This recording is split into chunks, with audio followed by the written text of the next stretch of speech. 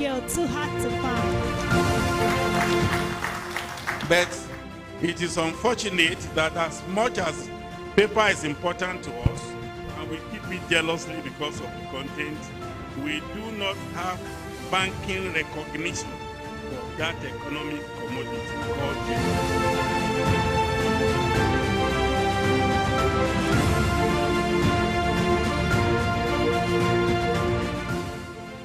We always talk about paper because we know that it is an indispensable tool, because it's not just publishing. In fact, I can't think of life without paper. The president is inviting us. I said, come and tell me something. I will listen to you. But we have not, nobody has taken note of that. There are parts of this country, like in the next 10 years, if you do an online work, you're wasting your time. So let's say that the next 5 to 10 years, 20% of the books we need will be maybe the online books. 80% will still be the hard copy. The paper needs in a country of over 200 million, not even in terms of population, but in terms of what paper is used for.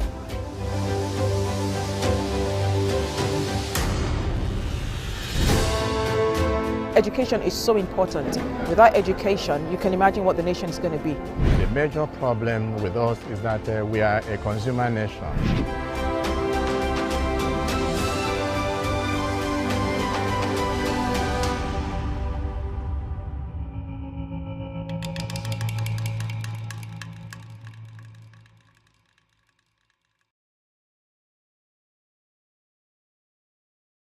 The theme of this event is revitalizing local production of paper in Nigeria, panacea for a sustainable publishing industry. I'm particularly excited to witness yet another gathering of esteemed professionals and stakeholders in the Nigerian publishing industry.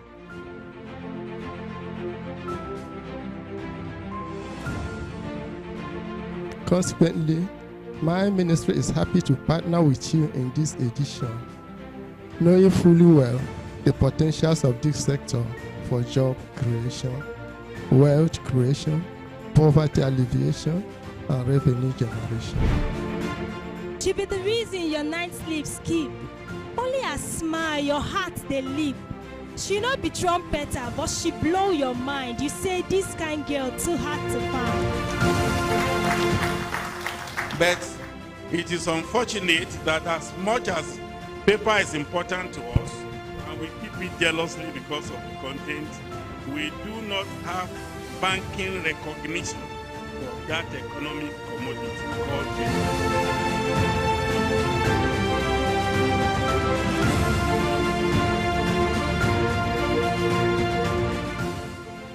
We always talk about paper because we know that it is an indispensable tool, because it's not just publishing. In fact, I can't think of life without paper. The president is inviting us. I said, come and tell me something. I will listen to you. But we have not, nobody has taken note of that. There are parts of this country, like in the next 10 years, if you do an online work, you're wasting your time. So let's say that the next 5 to 10 years, 20% of the books we need will be maybe the online books. 80% will still be the hard copy. The paper needs in a country of over 200 million, not even in terms of population, but in terms of what paper is used for.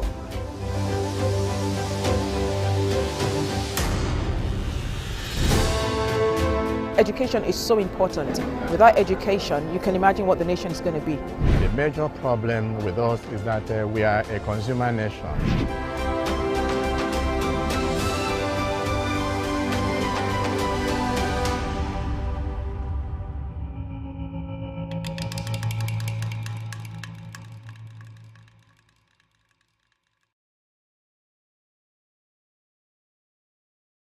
The theme of this event is revitalizing local production of paper in Nigeria, panacea for a sustainable publishing industry.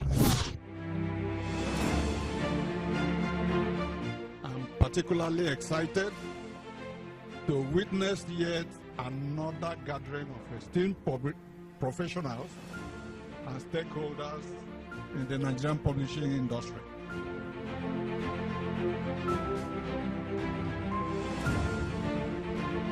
Consequently, my ministry is happy to partner with you in this edition, knowing fully well the potentials of this sector for job creation, wealth creation, poverty alleviation, and revenue generation. She be the reason your night sleep skip. Only a smile, your heart they leap. She not be trumpeter, but she blow your mind. You say this kind girl too hard to find. But it is unfortunate that as much as paper is important to us, and we keep it jealously because of the content, we do not have banking recognition for that economic commodity called paper.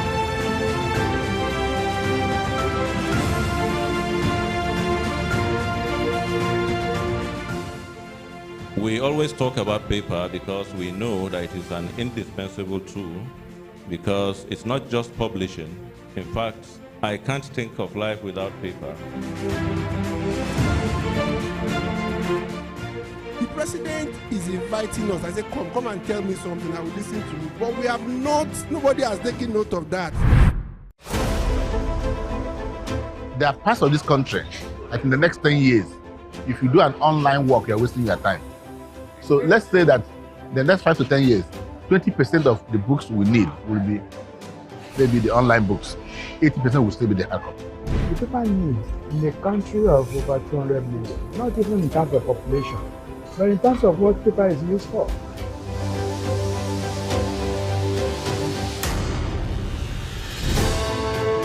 Education is so important.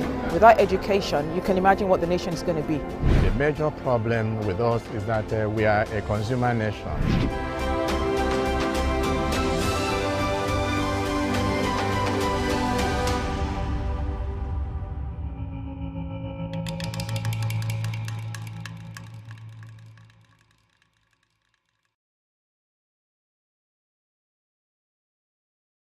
The theme of this event is revitalizing local production of paper in Nigeria, panacea for a sustainable publishing industry.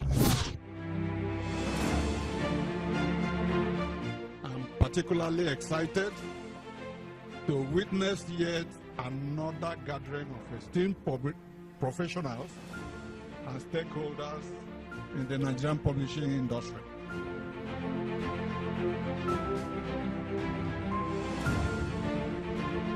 Consequently, my ministry is happy to partner with you in this edition, knowing fully well the potentials of this sector for job creation, wealth creation, poverty alleviation, and revenue generation. She be the reason your night sleep skip. Only a smile.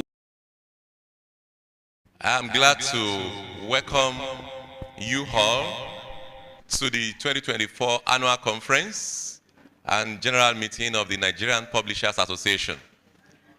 This is an annual event. Around this time last year, we all conveyed here, as you could see from the screen, some of the clips from last year's event. And we are here again this year for discourse on publishing. So, distinguished ladies and gentlemen, I welcome you to this special August occasion. And I hope we are going to have a nice deliberation here today. So we have commenced this event now. And I must tell us that we are live stream as the event is going on now. So I would like to invite to the podium now the moderator for today's program. Is a veteran broadcaster with Splash 105.5 FM. His name is Mr. Sheun Akiola. A round of applause for him as he comes to take over the moderation of this event. A round of applause, everyone. Thank you very much, Mr. Sheun. Thank you so much, Mr. Executive Secretary. Good morning, everyone. Good morning, everyone. Thank you for responding to me. I'd like to welcome you to this annual event by the Nigerian Publishers Association. And it's time for us to have the 2024 conference and general meeting of Nigerian Publishers Association. This year's event is themed Publishing in the Age of Artificial Intelligence, exploring the future of content creation, delivery, and copyright. And so I welcome you very warmly to this event. And thank you so much for being here. I'd like us to make the room warm by giving ourselves a huge round of applause for being here. Shall we do that very warmly? A round of applause for everyone who's made it here this wonderful day. Thank you so much for coming. And so without wasting any more time, we'd like to start right away. And I have a few housekeeping before we move to the event. The first one is to announce to you that we have the restroom outside of this hall. So if you just go out, turn right, and then where the stands are, you'll see the restroom behind here if you need to use the restroom. Thank you. I'm also asked to inform us that this event is live streamed on 2 platforms, on Facebook as well as on YouTube. So you can go to the group and get the link so you can see and share the link. You can help share the videos and help also to like the videos. It's live stream right as we speak, and so you can see the event live on Facebook and on YouTube. So thank you so much for that. Those are the few announcements I have. When we move on, I'll let you into the others. It's time to start officially, as we all crave our indulgence to please rise as we take the national anthem, which is the official way of signaling the commencement of the event. The Cultural Paper Project of Nixon Paper Mill Nigeria.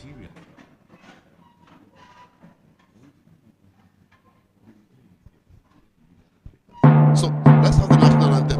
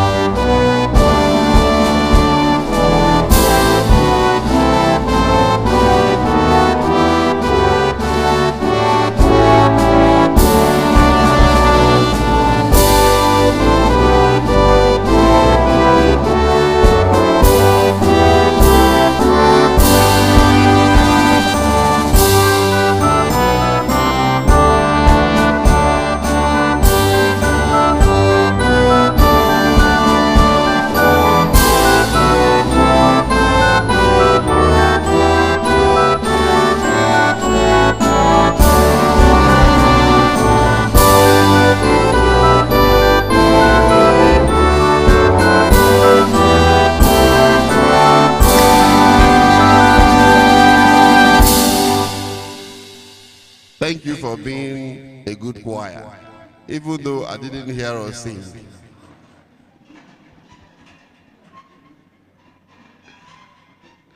We all need to learn this national anthem. Even when we have the lyrics, some of us were not singing it. But we need to learn it. It's a national anthem now, and we cannot afford not to know our national anthem.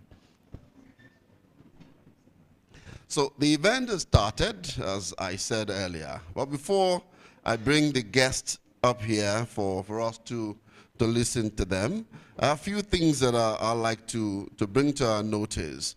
As I said, the theme of this event is Publishing in the Age of Artificial Intelligence, Exploring the Future of Content Creation, Delivery, and Copyright. In other words, we're looking at what AI has done to publishing.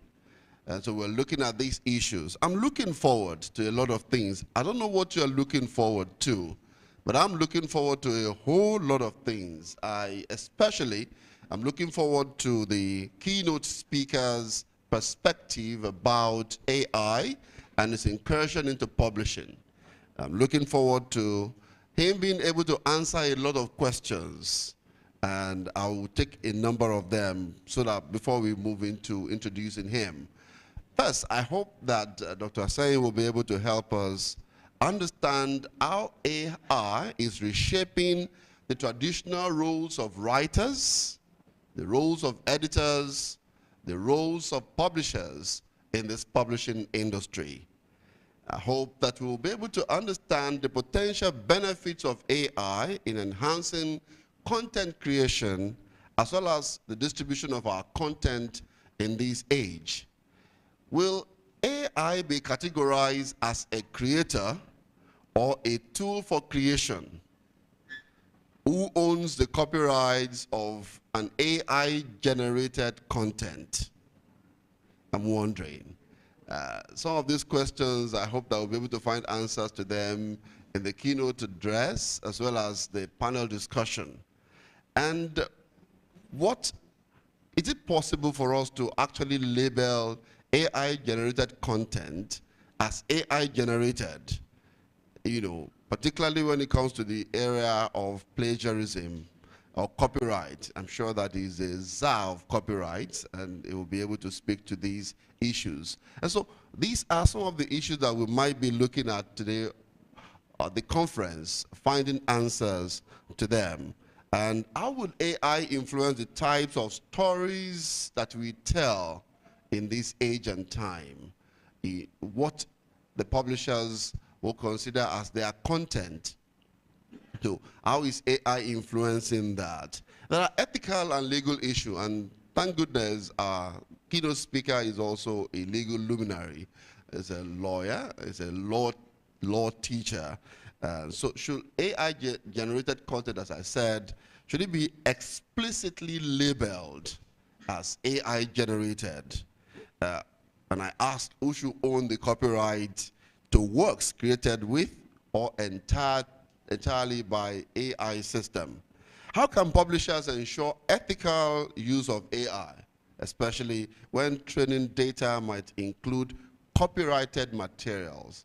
These conflict areas, how are we expected to resolve them? These are part of the issues that we need to begin to talk about at this time. And so we'd like you to be involved in this conversation. We'd like you to be able to ask these questions. We'd like to create a pathway for this content and these challenges that we may be coming across as we move on in this time. These are issues, the ethical issues, the intellectual property side also. What steps are we going to take to fairly compensate creators whose works are used to train AI models, for instance? How will we compensate them? How should copyright infringement by AI-generated content be addressed in legal system? I want to know, I would like to know, as a journalist, I'd like to know this area of conflict. How would we understand it and deal with it, as it were? It's important that we try to find out about that. And can anybody lay claim to something generated by AI if it does not reference it? So who is the owner of this content, as it were, if it is generated by AI? I'm wondering, these are questions, and I hope that the panel will be able to deal with these questions thoroughly today as we look at it. So we will look at all of these issues and try to understand them as much as possible, because it's important that we understand all of these. Now, I would like to thank the sponsors before we move into identifying the individuals who are here and recognize the sponsors of the 2024 Annual Conference and General Meeting of the Nigerian Publishers Association. And I would like us to give a round of applause for each of these sponsors. As I mentioned their name, I would like to thank Metropolitan Publishers Limited. Shall we applaud them? And I appreciate them. Metropolitan Publishers Limited. We'll also thank very wonderfully Showers Kiddies Publishers Limited. Let's give them a round of applause. Thank you for what you are doing. We'd like to recognize Noble Resources Limited, Bounty Press Limited. If you want to clap, please you can clap for them.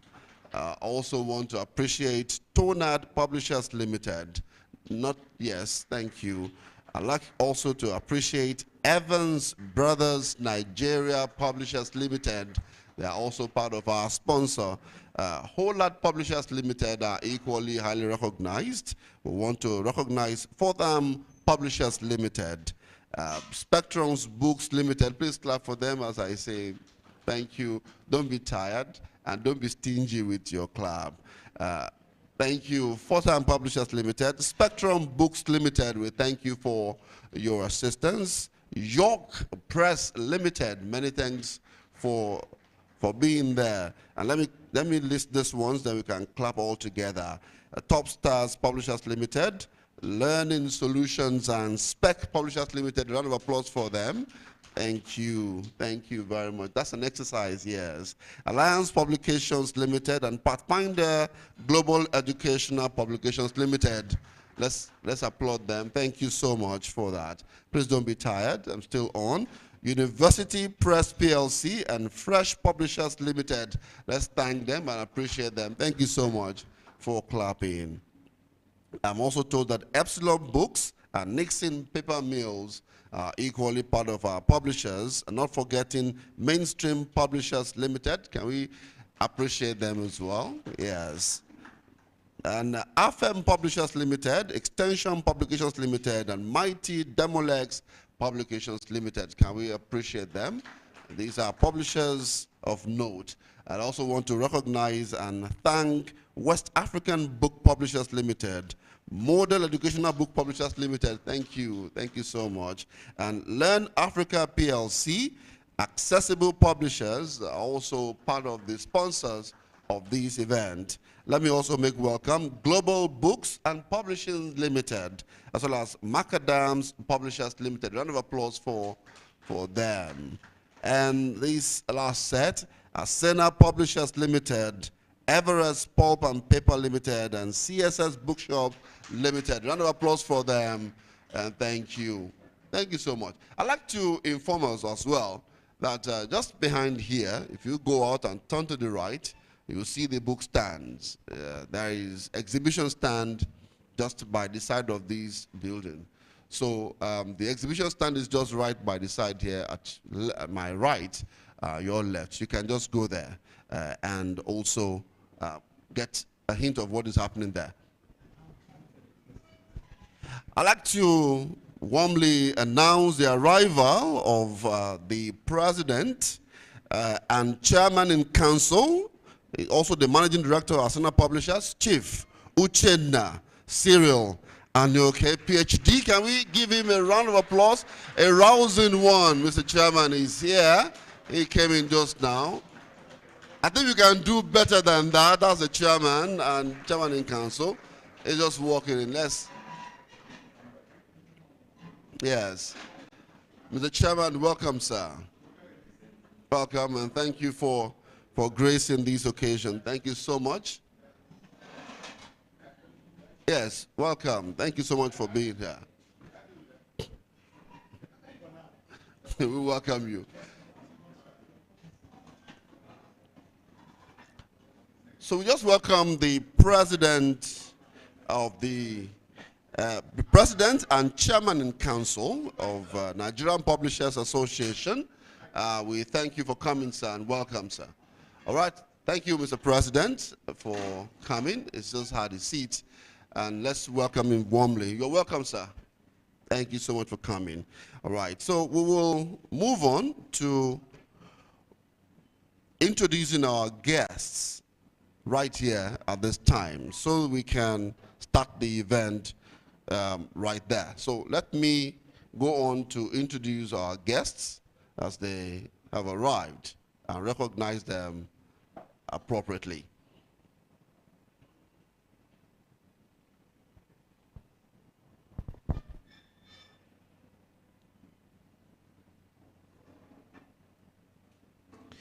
Okay, so as I said earlier, we have in our midst the guests who have made it to this point, so we can begin to welcome them very warmly. I'd like to start in this welcoming session to welcome every one of you and thank you for making it here. And as I said earlier, we are happy that you've made it into our midst this morning for this annual event. And so we'll start the recognition so that everyone will understand why we are here this morning. So let me start with no other than the man who is the #1 man in our midst, and he just came in. And I'd like to start by welcoming him very warmly. So let's welcome, very, very importantly, all of us right here.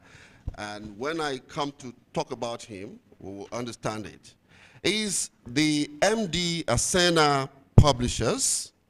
Is no other than the president of Nigeria Publishers Association, as well as the chairman and council.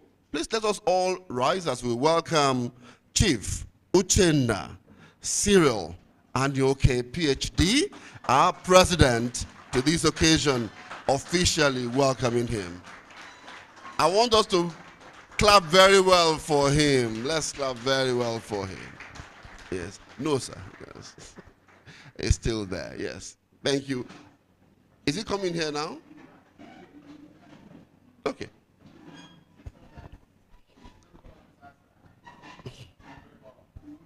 All right, so please, can we keep clapping until he sits down?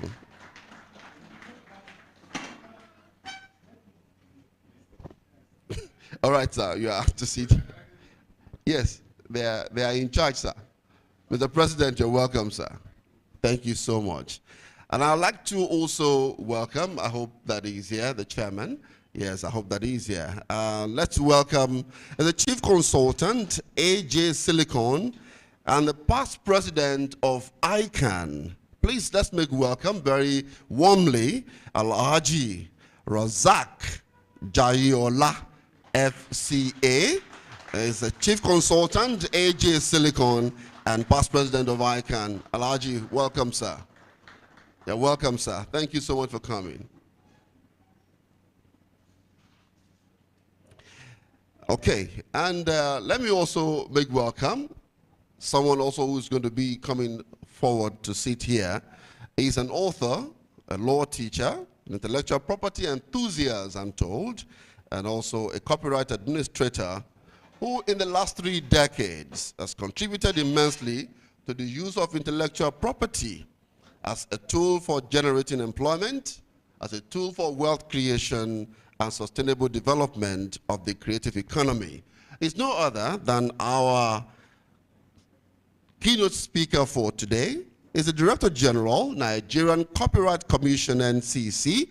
Ladies and gentlemen, with the permission of Mr. President, we want to welcome very, very importantly and warmly, Dr. John Asseyin into our midst.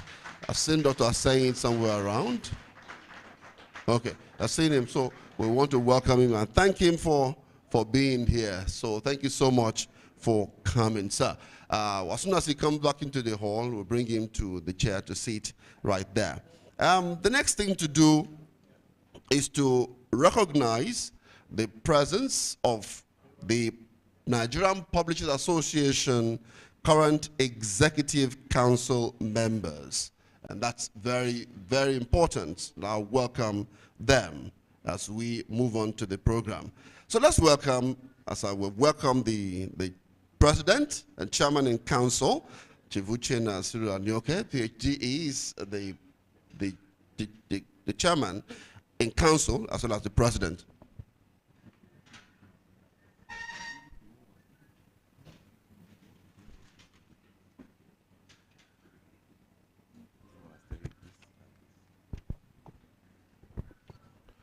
All right. I'm told that before I go to the Executive Council, I should bring these two individuals to the high table. And so let's welcome, all the way from Abuja, we're told that all the way from Abuja, from the Universal Basic Education Commission, UBEC in Abuja. Let's welcome the representative of UBEC, Mrs. Grace Samuel, with a round of applause. Mrs. Samuel, welcome, please. Listen, I'm told that you are going to sit here. Please, can we keep clapping, sustain the clapping until, let's sustain the applause. And also representing the Ministry of Tertiary Education, the Ministry of Education, Lagos State, is representing the Permanent Secretary, Ministry of Tertiary Education, Lagos State. Let's welcome Mrs. Olubunmi Ibidakbo Obe. Madam, thank you for coming. I'm told that you will come here, ma. I'm told that you will join us here, ma. Can we sustain it so that she can come? Yes, madam, please. Yes, I'm told that you will sit. Yes, ma. All right. Thank you very much.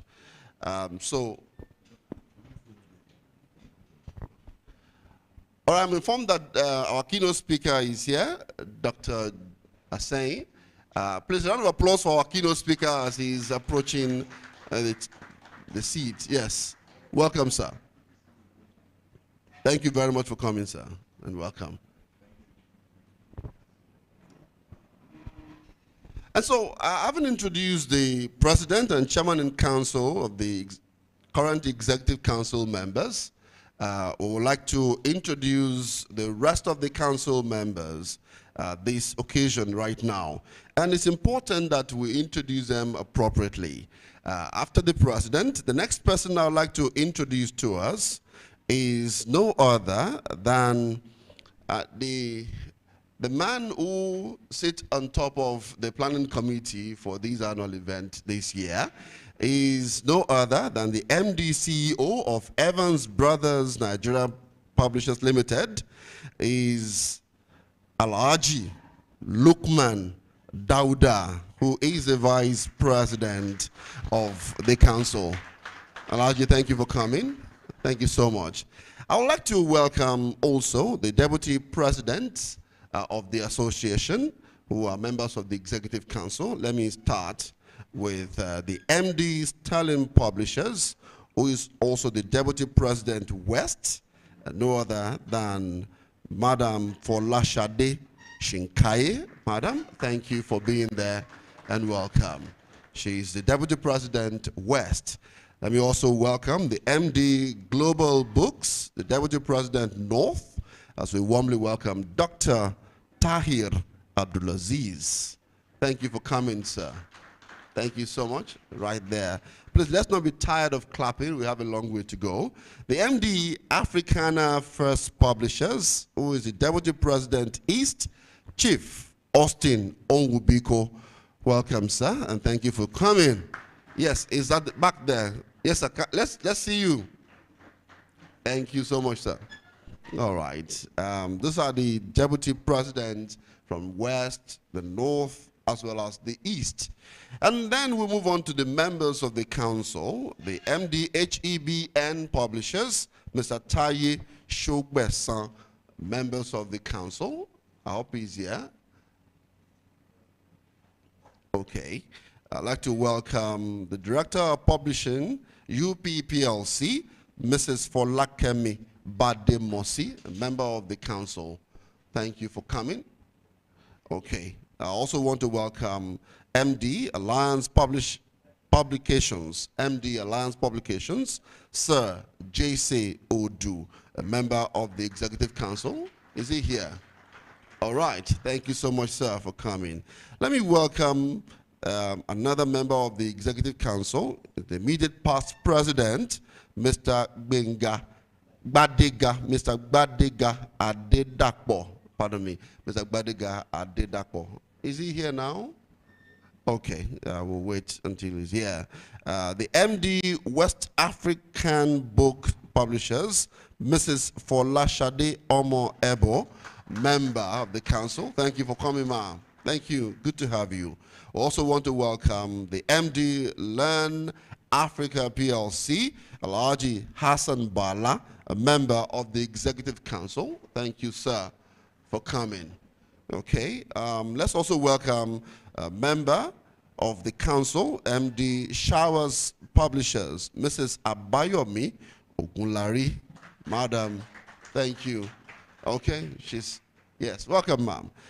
We also want to welcome MD Metropolitan Publishers, Mr. Henry Idogun, a member of the council. Thank you, Mr. Idogun, for coming.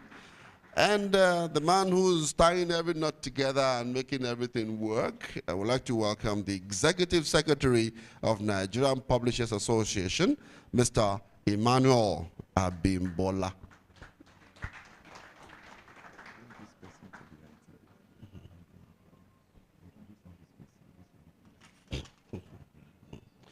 All right. I'm told that I could bring this wonderful and eminent personality to the high table. Acting Executive Secretary, NERDC. Please, let's make welcome Dr. Margaret Lawani. Please, ma'am, I'm told that you come join us here. Yes, madam, please join us here. Yes, ma'am. Thank you so much. Please, can we keep clapping? I love to sustain that clapping. Let's sustain the applause for her and get her down here. Thank you for clapping. Yes, ma'am. Welcome, ma'am. Thank you so much. And I'd like to recognize these important guests in our midst, as welcome them. We welcome Dr. Judith Kawu in our midst. I hope Dr. Judith Kawu is here from NERDC. Okay. Dr. Clement Akangbe, HOD Publishing and Copyright Studies Unit, Department of Laris, University of Ibadan. All right. And past president, NPA. Let's welcome one of our past presidents who's here, Chief N.O. Okereke. Yes, sir. Thank you for coming, sir. We welcome you. Right.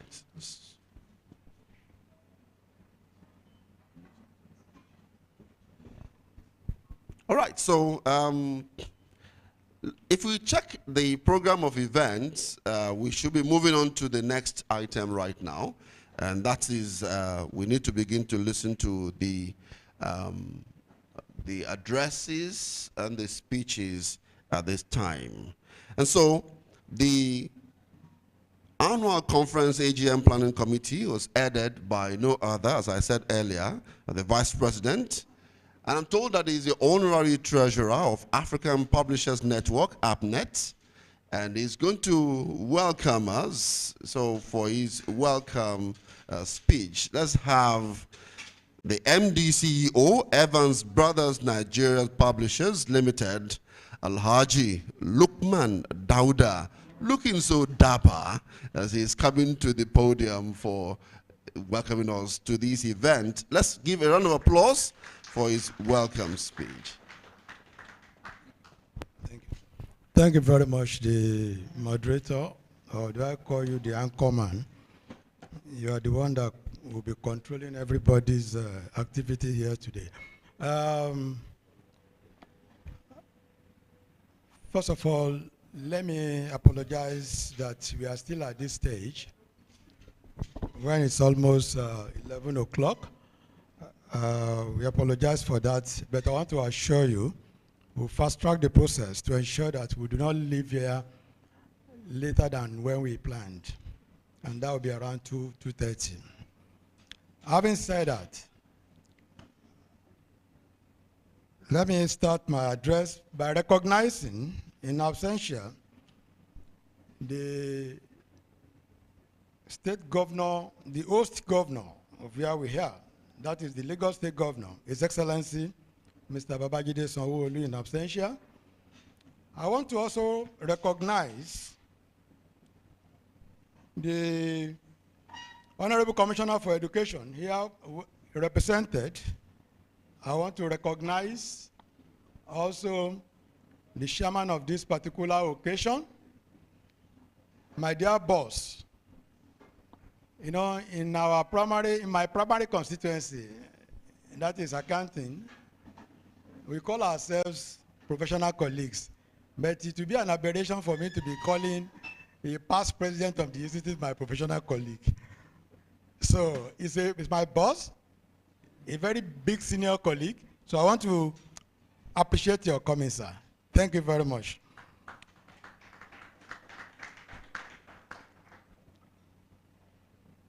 I also want to recognize the presence of the representative of the UBEC Executive Secretary, Dr. Ahmed Boboye. Our own madam, as always, you are most welcome. Thank you very much. I must also recognize, before then, permit me, though I'm the one holding the mic, and I can do as I want. Permit me to urge all of us to just pay this last respect to one of us who recently left us unannounced, Professor Junaid, the former Executive Secretary of NERDC. Just 1 minute silence, or even if it is 30 seconds. Let's give him that respect. Thank you very much.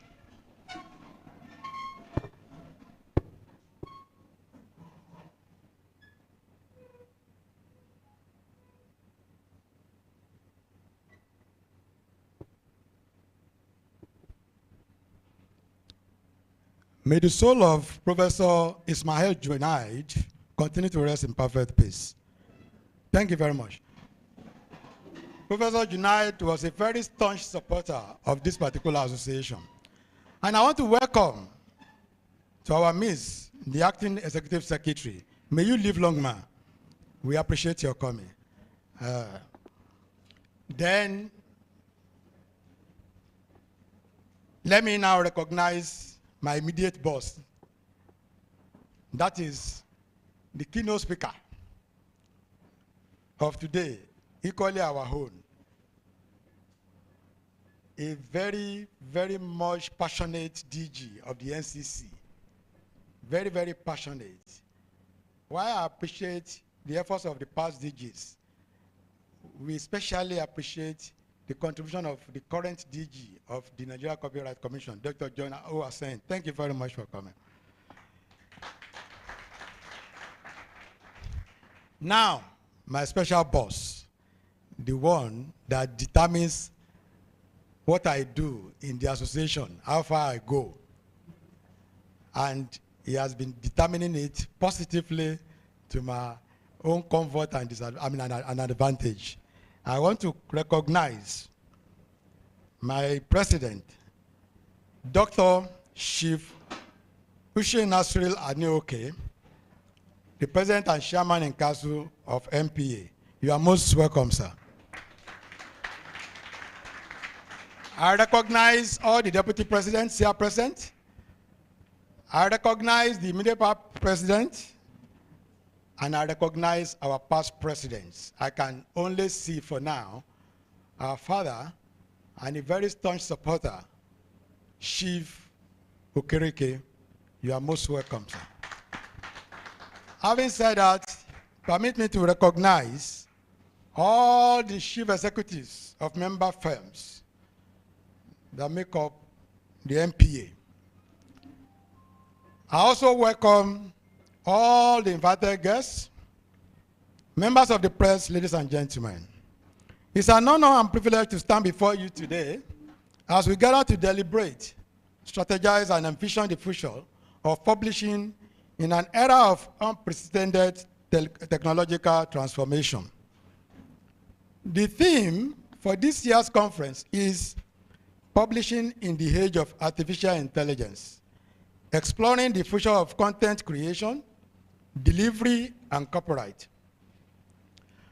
What more could be apt and timely when we stand at the crossroad of innovation and tradition. Facing a world where artificial intelligence is reshaping industries and redefining the way we create, distribute, and protect intellectual property. As publishers, we are more than facilitators of content distribution. We are guidance of creativity, culture, and intellectual expression. It is our responsibility to embrace the advancements brought by artificial intelligence, while at the same time safeguarding the principles that define our industry. This conference provides us with an invaluable platform to exchange ideas, explore innovations, and address the pressing questions of our time. And to do justice to this, we went for one of the best brains in that area.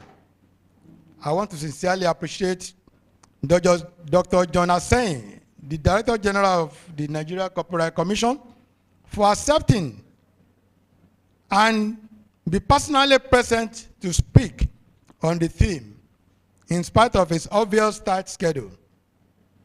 Same appreciation goes to the panelists who will be dissecting the presentation of the DG. In a short while, we will hear from him and other experts of discussants, engage in discussions and uncover strategies to navigate the evolving publishing landscape. Today's event is going to witness the award of fellows of the Institute arm of the association, the Publishers Institute of Nigeria, to distinguished and deserving elders, scholars, and colleagues, both from within and outside the publishing industry, who have supported in one way or the other and contributed in no small measure to the growth and development of the industry. The group also includes those who attended the 2-day rigorous fellowship training organized by the Institute prior to today. I congratulate these eminent personalities and wish them well. It will be a total disservice if I fail to specially, once again, recognize and appreciate the presence of a renowned personality that we are privileged to have in our midst today, a past president of the prestigious Institute of Chartered Accountants of Nigeria, ICANN. That is my primary constituency before I was loaned into this industry, and an IT guru who, in spite of the short notice, jettisoned other engagements to honor my invitation to share this occasion. I'm talking of no other person than Alhaji Rasak Jayeola, the chief consultant, AJ Silicon, that is resident here in Lagos. Thank you very much. And chairman, Institute of Software Practitioners of Nigeria, Charter Committee. I must equally add that Alhaji Jayeola was just about 5 days ago conferred with an honorary doctorate degree by the British American University on, that is in information technology. That event happened on Saturday, just last week. Congratulations, sir. May God continue to honor you, sir. I know I contacted Alhaji not quite 2 weeks ago now to come and share this and say, well, if it is you inviting me, I said, I'm not the one. I'm only acting on behalf of my president. And he said, no problem. So long as you are the one that contacted me, I will make it. And here he is. Thank you very much, sir. I want to express my deep appreciation to members of the planning committee. I can't do it all alone. I have very devoted and responsible committee members. If you go to, was this our brochure? Was it numbered? I'm not too sure. It's numbered. Okay, if you go to page 14, you see all these people I'm talking about. And sorry, can you please be on your feet for people to recognize you all? The members of the planning committee, let me appreciate you openly. All the members of the planning committee, please, rise up for recognition. Thank you very much. I appreciate you all. These people really dedicated their resources and time to make this event happen. And by God's grace, it's going to record a success. I want to thank them for their dedication and sacrifices towards achieving what we are witnessing today. I also must thank all our sponsors and donor organizations for their support and belief in our cause. May God continue to prosper and blossom your various businesses. In conclusion, I urge each of us to approach this conference with open minds and a commitment to innovation and collaboration. The decisions we make and the ideas we share here today will not only shape the future of our industry, but also leave a lasting impact on the society that we serve. Thank you for your attention, and I wish us all a fruitful and inspiring conference. Thank you very much.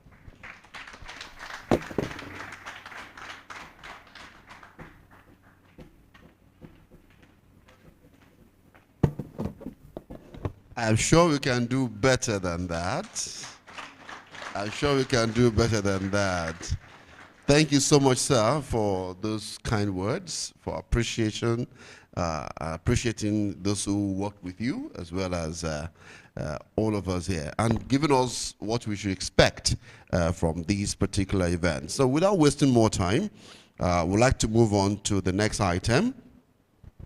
And the chairman of the planning committee had apologized for our time schedule.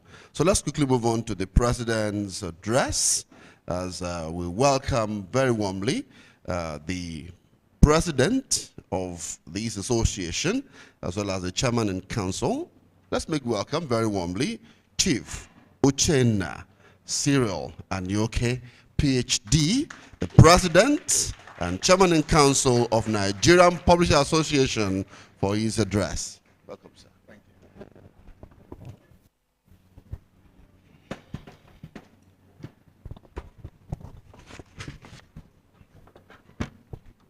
Thank you, the master of ceremony. What occurred to me when I saw the master of ceremony was that if you exported him to any country, nobody would believe there's pain in Nigeria, because he looks rich, dressed in white with a fitting cap to match, and be doing a good job of what he's been asked to do. Good morning, everybody. I'm a tattooed man from the East, but I think that the protocol has been so elaborately expressed that I wouldn't want to delay us further by repeating those protocols. It is the bane of African conferences that you spend endless times doing protocol that had been done over and over and over and over and over. So I'll just say, Mr. Chairman of the occasion, thank you for coming, and may I respectfully observe the well-laid protocols. I recognize everybody, and thank you for coming. This is my last address in an annual conference of the MPA. And so, on behalf of the Executive Council, the Chief Executive Officers, and indeed the entire members of the Nigerian Publishers Association, I most sincerely and warmly welcome you all to the 2024 annual conference of our noble association. Today's conference actually is the fourth in the series since we got elected in 2020. Distinguished ladies and gentlemen, permit me to just refresh your mind what has happened in the past 4 years. In 2021, 25th of November, we had our very first annual conference in the life of this council. And it was themed or anchored on reviving the publishing business model for economic sustainability. And then we looked for who could actually be our speaker. And we found that in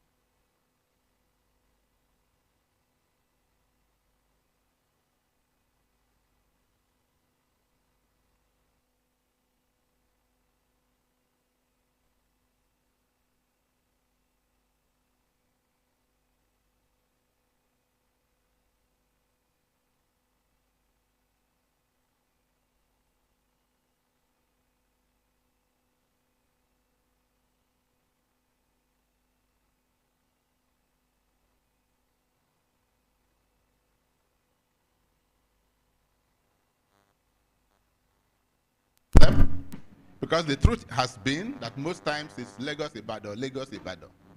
And those in the North Central were feeling a little bit discouraged. So we said we're going to Abuja. And to Abuja we went. And of course, it was a refreshing conference. Thanks to those who midwifed it, Dr. Tahil and Mrs. Margaret Chenge, and the rest who did that job. And so we had the chairman of UBEC, Professor Adam Usman, who was our distinguished speaker. And for the first time in a long time, we had somebody from the National Assembly, not sending a representative, but being there to chair the occasion. We had Right Honorable Tobi Okechukwu, who was the deputy minority leader of the House of Reps, to chair that. And in Abuja, as the young people will say, it was a bomb. It was a great. And so last year, we came here. We came here because Lagos is central, the city of excellence. We came to Lagos, and we had revitalizing local production of paper in Nigeria, panacea for its sustainable publishing industry. And of course, Professor Rotimi Oladele, Professor of Entrepreneurship, was our speaker. If you were here last year, I drank from his fountain of knowledge. He was excellent, he was robust, he was good. And that year we chose our own, where has he gone? Chief N.O. Kereke, former president, to chair the occasion. And ladies and gentlemen, it was a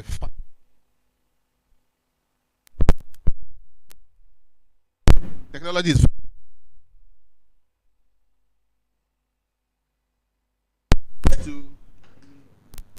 to look at what is going on all over the world. Publishing in the age of artificial intelligence, exploring the future of content creation, delivery, and copyright. Ladies and gentlemen, you all agree with me that the theme reflects the hard realities of our time.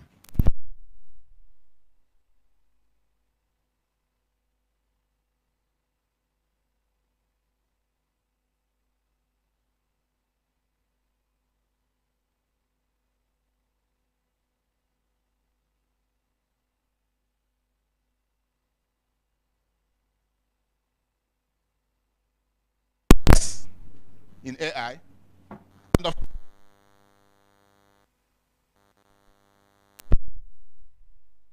to provide answers.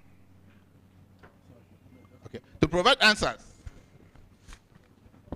to all the issues raised above, and to help provide clarity to some other issues needing our understanding. The annual conference AGM Planning Committee, headed by our dependable Vice President and Honorary Treasurer of the African Publishers Network, as well as the MD, CEO of Advance Brothers Nigeria, Alhaji Dauda, consciously and smartly chose a legal luminary, an astute scholar, intellectual property icon, a distinguished author. I call him the anti-piracy czar, a manager of men and resources, and an indefatigable Director General of the Nigerian Copyright Commission, Dr. John Asian, as our keynote speaker. Ladies and gentlemen, I'm excited.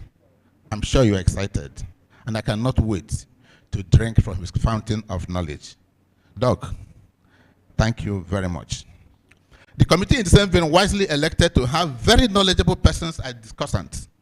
Sometimes you could have a lead speaker, a keynote speaker, and then you find wobbling discussants.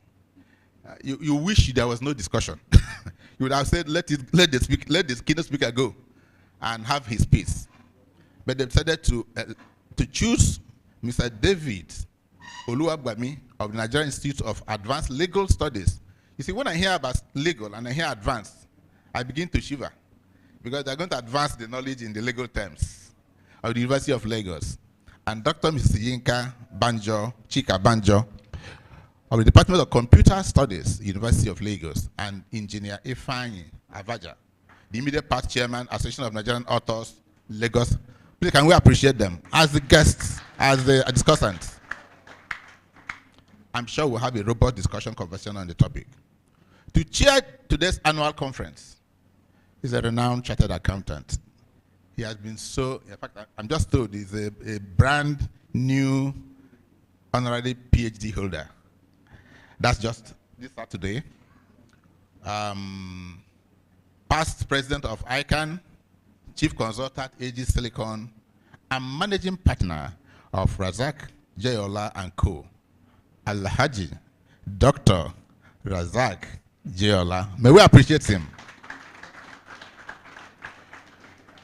Of course, even in absentia, I must recognize the dynamic governor of Lagos State, His Excellency, Mr. Babachide Sanwo-Olu. Honestly, he's doing a great job. I'm not a politician, but he's doing a great job in Lagos. You have your ideas. That's the way we see him from where I'm coming. At least his impact on education remains legendary. Distinguished ladies and gentlemen, permit me to reiterate and reaffirm some of the very key clearing calls we have made at different fora in the past. Because this is our last address. I just want to talk about a few things, about 3 things that I had said in the past. I want to reaffirm them, I want to reiterate them, I want to reconfirm them as things that ought to happen. As a matter of national emergency, we call on the federal government of Nigeria through the Ministry of Education to actively involve publishers in any future or current curriculum change being proposed in the country. When it began, we were hearing some rumors a few months ago. We were running helter-skelter. There were deniers who had representations. Well, I don't know why the minister had to go. But whatever it was, maybe we have another opportunity to ensure that nobody pulls the wood under our chair. So the pivotal role of publishers in the actualization of such change cannot be overemphasized. Sometimes policymakers ignore those they should consult. They ignore those they should talk with. You are doing a curriculum change, and those who are going to place it in schools, in the market, who are going to design that, who are going to make sure it comes out the way you want it, you don't consult them. I think it is a failure of leadership. It's failure of planning. So the current practice of not carrying publishers along is totally unacceptable and must be dumped for a more collaborative approach. To do otherwise, that is, to continue effecting curriculum change without the active participation of the partners in the book chain, the publishers, the authors, the printers, the booksellers, the librarians, would almost amount to direct and indirect intellectual sabotage of our educational advancement by some of our government officials. Before now, we had made a clearing call, not only for the revitalization of the long-abandoned, moribund paper mills in the country, but we have also called on government to provide the enabling fiscal and policy framework for private sector investment in setting up paper mills in at least one in each of the 6 geopolitical zones. Without sustainable and functional paper mills, publishers and printers will continue to look outside our shores for cost-effective publishing and printing deals. The attendant consequences are legion: undue pressure on forex, capital flight, absence of technical skills, etc., etc. Importantly, government of Nigeria must provide an education policy. They've been carrying it about from one cabin to the other, but they must come out with it functionally, a functional education policy that will encourage massive production of books at all levels, provide a policy for education, and ensure that the 3 indigenous languages in Nigeria are used in book production and in teaching. Distinguished guests, ladies and gentlemen, Germany is what it is today. 99.9% of what they do is in German. China, we had the privilege of going to China to attend their book fair. Unless you are lucky to find somebody who could speak a smattering of English, you are lost.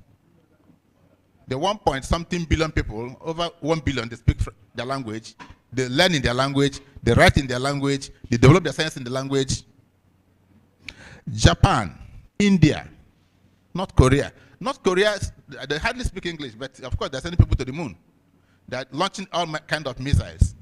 And so as long as we are dependent on a colonial legacy that is English language, that I cannot speak good English does not make me a moron. My grandfather never spoke one. He was a very intelligent man. My great-grandfather never spoke one.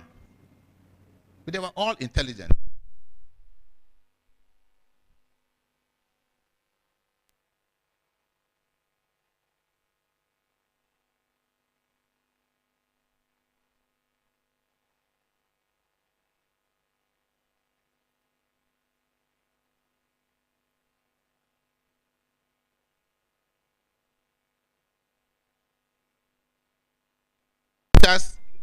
Authors, writers, to begin to write in our native.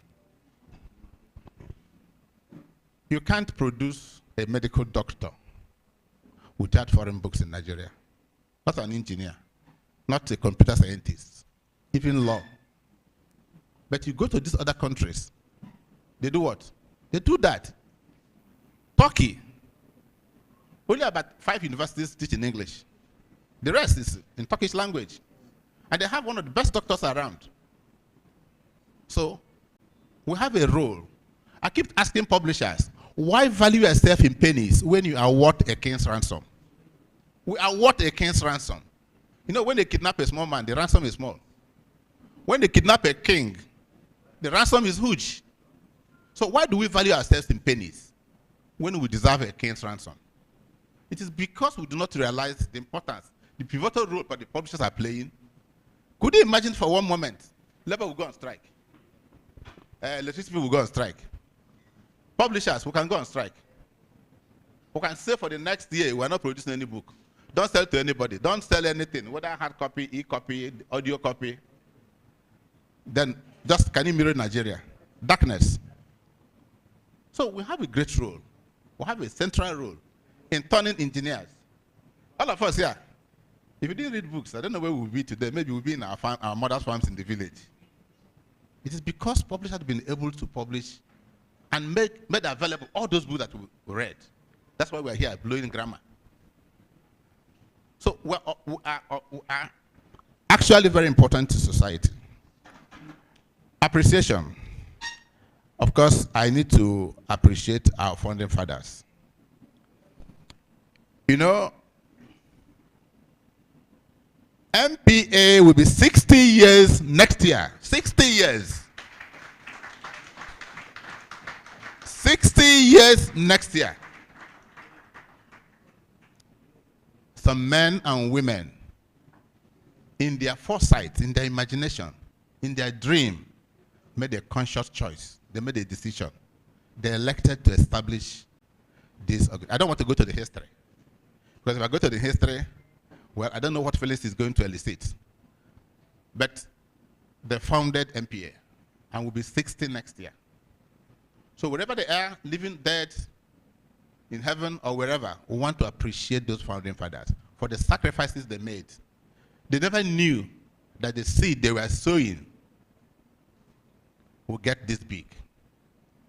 Then it was like a mustard seed, until it has grown in leaps and bounds. So I have to appreciate them very, very sincerely. Without them, there won't be any NPA.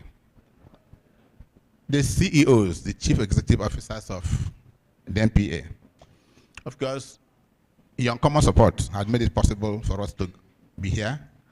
Thank you for all you do. To our past presidents, we want to thank you very much. You provided the road for us to go. In particular, permit me, Badega Adedakbo, are you here? Can you be upstanding?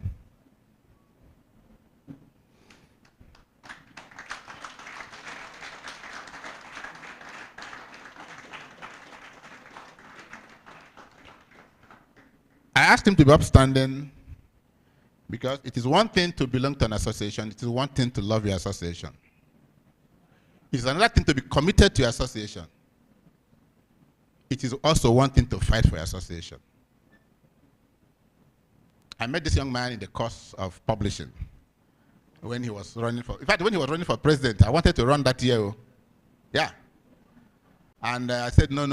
But when I listened to him, I said, okay, what you don't eat today, you can eat tomorrow.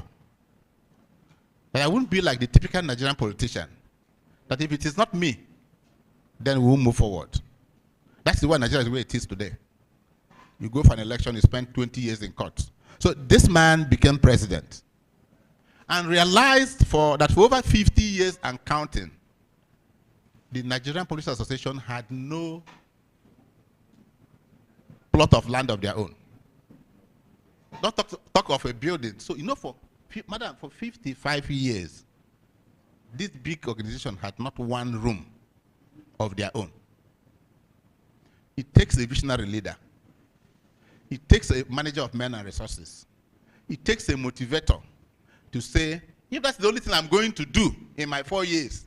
You see, in my place, I'm a red cap chief. For you to be one, you don't have to kill 20 cows. You can only kill one small one. Once you're able to use a native cow, you become an obuefi and you begin to collect 3. I think you gave me 3 the other time. You begin to collect 3. So you don't have to do everything together. He provided the association. I didn't say it's not his money. It's not his money. But you see, leadership is not about money. Leadership is about focus. It's about direction. He got us a plot of land and paid for it.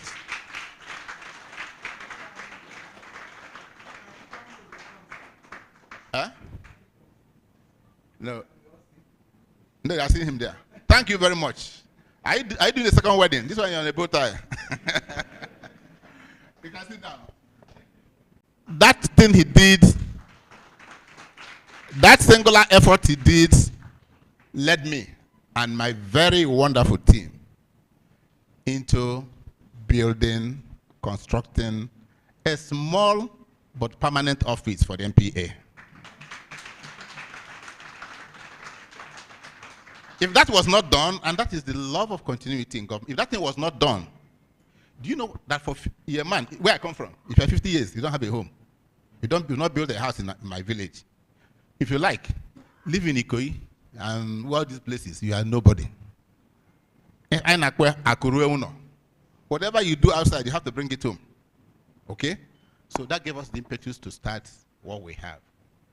And that's so for 55 years, this big organization was roaming, moving from one rented accommodation to the other, to the other, to the other. The association will forever be indebted to Rasmed. Thank you very much.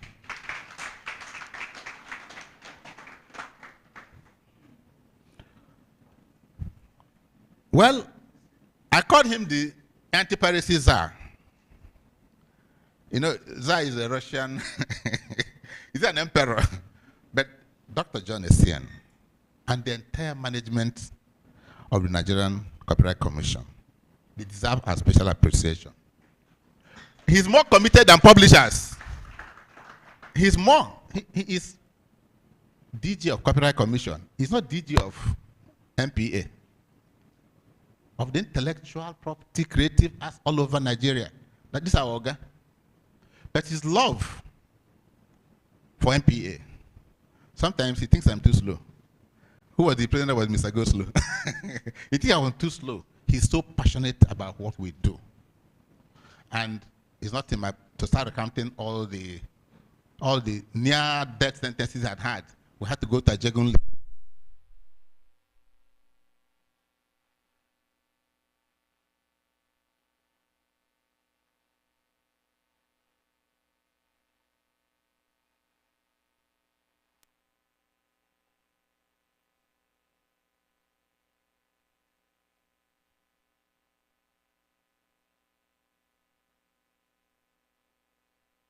Want to identify who is selling your book. One woman cried. He said, I went on the show. I covered myself. I was seeing my book. I'm selling the book 500. They're selling the book 250 naira. I couldn't mention. This man has led us to dangerous zones to fight. You know the seizure of 20 containers in Aba? Publishers are not grateful enough. Just that he's a gentleman, I'd have married him a second wife. Publishers are not grateful. The Aba was war. 20 containers. The last we had to abort during the height of IPOB. We had to go to Aba. An intelligence report said, no, don't go. Sir Jesse, where are you? Stand up. He's from Abia. So I don't follow him to Abia. Ungwaland. I don't follow him. Because that Aba people, I asked him, go and meet your brothers. See, the pirate in Ajegunle, in Aba, in Onitsha, they're worse than kidnappers. No, they're worse because you see, the kidnapper will just kidnap you, ask for a ransom. The pirates steal your entire wealth without even saying thank you, don't mention. This man took all the risks. He had to find the underground intelligent people. He was going there. I said, how do you go there? Even for $1 million, I won't go there. I've been sending him. It's like I've been sending him to a firing squad. So I just say thank you very much. Thank you. Thank you.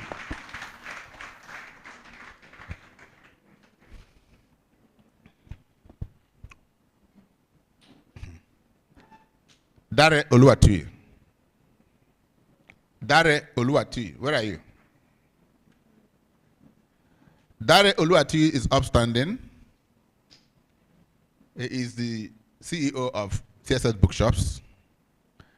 That was not why I'm asking him to stand up. He was president of Booksellers Association. And with him, changed the entire dynamics, the partnership of the booksellers with the publishers.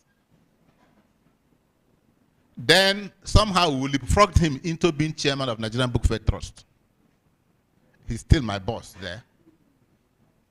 But what has he done? He's been able to bring all the partners in the book chain, which actually was an initiative of Badega. He has brought us together. And today, the suspicion you find among this group, they're no longer there. But importantly, myself and this man and some very good other Nigerian publishers went to China. He played a key role. For the first time, the Chinese government, Madam Shawa Kids, she was with us, Chenge, Moses, what's the guy from Kwara? Mighty. They were all there who were in China. And they were announcing Nigeria's presence as if Tinubu was there. I was telling them, now small also, every function, they said Nigeria is participating in the Chinese Beijing International Book Fair. For the first time, we had the Nigerian booth, Nigerian publishers booth, and then we had the Nigerian Book Fair Trust. He's a great man, and he's going to lead the Nigerian Book Fair Trust to greater heights. Daddy, thank you very much for all you do. Thank you, thank you, thank you very much. Of course, we need to appreciate our continental and international partners. Consequently, we appreciate Accra-based African Publishers Network and the Geneva-based International Publishers Network. I won't say why I'm thanking IPA. It's only Dr. John Asani would know. in the run-up to the revised copyright deal. And we want to thank our sponsors. I think when the chairman refused to mention their names, who am I to mention their names? But some people decided to support what we're doing today. Paper Mill Industries and all that. We thank them very, very much. Ladies and gentlemen, on behalf of the Executive Council of our great association, I want to thank the 2024 AGM Planning Committee under the leadership of Alhaji Lukman Dauda, MPA Vice President and MD CEO of Advanced Nigerian Publishers Limited, Honorary Treasurer of AppNet. This man is in trouble. He's facing an election this evening. He's facing re-election this evening. Yeah. Africa Publishers Network is the continental umbrella of publishers. So he's facing a grueling election this evening. You know, we do online. I wish you good luck, sir. Maybe the Ghanaians or the Malawians or all these people who said Nigeria and Ghana are dominating. I hope they allow you to survive today. Yeah, that is politics. We have to do that today. So I want to thank the committee he's leading. They did well last year. And so we said, due to popular demand by Idi Amin, I will repeat my wedding. So due to popular demand, we asked them to do that again today. He was not alone because Sir Henry Idogun, MD CEO of Metropolitan, is also. Sir Henry, thank you very much. He's standing, huge man. The man with his heart is as kind as his frame. Thank you very much. Mrs. Yomi Ogunlari, Shower Kiddies, the very vibrant madam. Where is she? Yomi? Thank you very much. She saved me in China, in Beijing. I was going to do one adult rascality. The woman saved me. She saved me very well. Thank you very much, ma. Mr. Femi Adenekon, Afen Publishers, the man of Rotary. Where is he? You see, we have a full, thank you very much. Thank you. Well dressed as always. Sir Jesse Odu, Alliance Publications, Enugu. Sir Jesse, thank you once again. Alhaji Bala Hassan, the man who grew up reading the books from Longman, now Learn Africa. Thank you very much. And Spectrum Books, Mr. Sheyinde Oguniyi. I call him the perfect gentleman. Thank you very much. How is Daddy? Mrs. Comfort Chenge. Comfort left a 3-month-old baby to be with us. Did you come to the channel with the baby? Thank you very much. Mr. Frank Osebua, York Press Limited. Well, Frank, thank you very much. You guys are doing a great job. And of course, the manager of our secretariat. The man is like civil servants, like directors in the federal ministries. You think they are small, but they're big. They either hide one file, show you another one. But he's our boss. Where's Abimbola? Thank you for all you've done and you're still doing. He's a very busy guy. We thank him very much. And then, of course, Mr. Lawale Adebayo and the entire secretariat staff, thank you. It will be a crime of unforgivable proportion if I do not appreciate the gentlemen of the press. You know, Dauda said that his primary constituency is accounting. I am a broadcast journalist. I teach journalism aside publishing. My PhD is in mass communication. So I speak, I talk on radio, I do writings, I do all that. So wherever I come, I recognize the men. The men that could change what we are doing here and will spend millions trying to correct it. Yes, now. One crazy man will not remember what we are doing. Maybe he will remember how I'm dressed. That may be his focus. And he'll leave everything we'll be saying here. You see a president, he will do all the good things. They find one small fault. They blow that. You know, that's what, if he's a rise, the standing will be jumping up and down. Okay? So, gentlemen of the press, I'm your professional colleague. Esprit de corps. So I know what it takes to do this job. In most functions, they don't recognize the press the way they should. that once we went to do a function, I again went as a pressman, as big as I am, and these politicians were saying, no, press should not enter. I say, hey. So after the big man sat, I personally dragged the seat and put press. I said, sit here. I said, okay, if we sit at the back, we'll ruin this business. So we'll report one nasty thing we saw by the gate. We'll leave the whole thing you said there, we'll report it. So I appreciate you guys. Thank you for the work you do, the thankless work you do.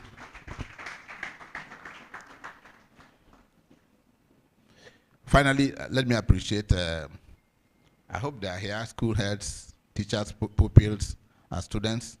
But most importantly, let me thank again the very distinguished ladies and gentlemen that are here, that left all that they should do, they ought to do, and they will do to spend time with us. I know my dress has been a little bit longer, but you're going to permit me this indulgence because it's my very last. And if you are going to dance where I come from, and you know that's be your last performance, you dance very well. Even if you are going to break your waist, after that you go for a massage. So thank you very much. Long live the NPA, long live Lagos State, long live the Federal Republic of Nigeria. Distinguished ladies and gentlemen, thank you for your kind attention, and may God bless you all.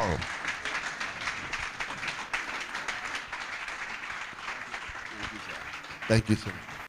I think we can give him a standing ovation.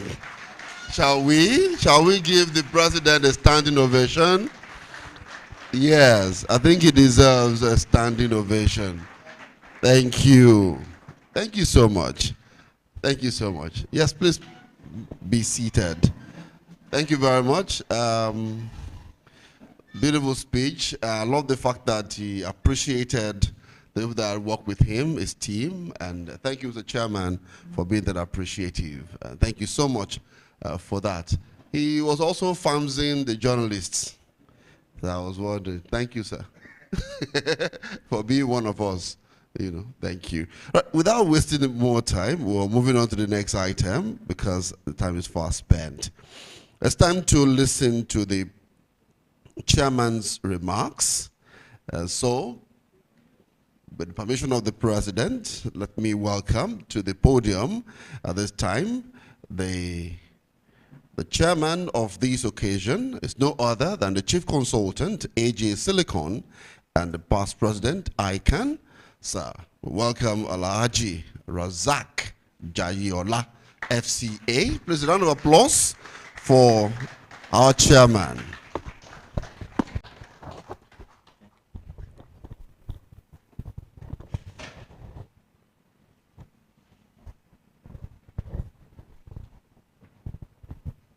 Good morning, distinguished guests and friends in the room.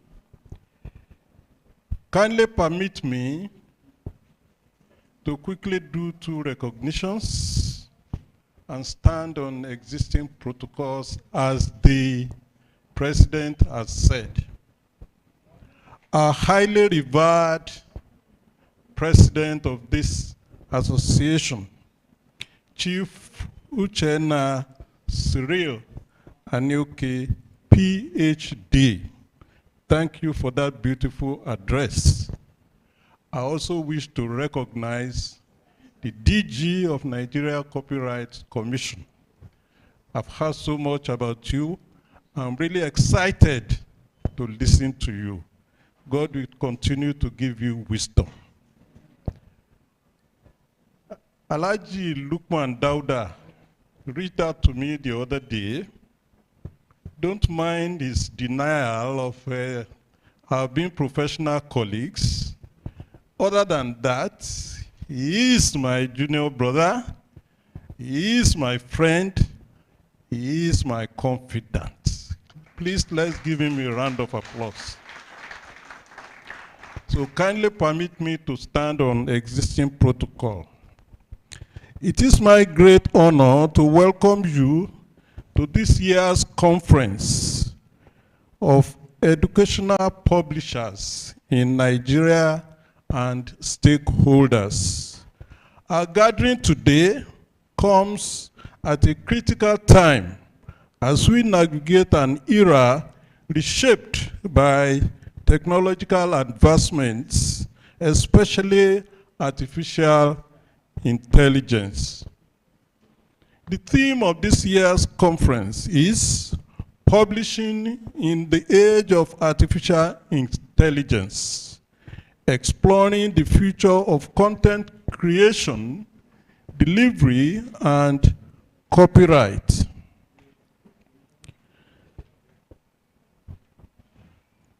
It highlights both the opportunities and challenges that AI presents for this industry. As publishers, we are not just producing books, but shaping the minds of future generations. The resources we create are tools for empowerment, transformation, and national development. AI has emerged as a central player in how knowledge is created, distributed, and consumed. From AI-powered tools that assist with current generation to adaptive learning systems that personalize education, the opportunities are immense.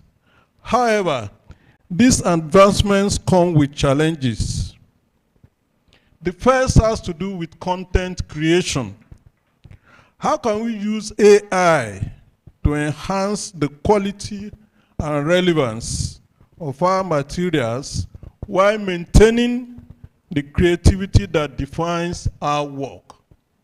Secondly, content delivery. In Nigeria, a country as diverse as ours, how do we ensure AI-driven technologies bridge rather than widen educational access gaps? And thirdly, copyright and intellectual property. In an era where AI can replicate, modify, or create content, how do we safeguard the rights of authors and publishers? As Nigerian publishers, we operate in a unique context. We must produce culturally relevant and affordable content for learners.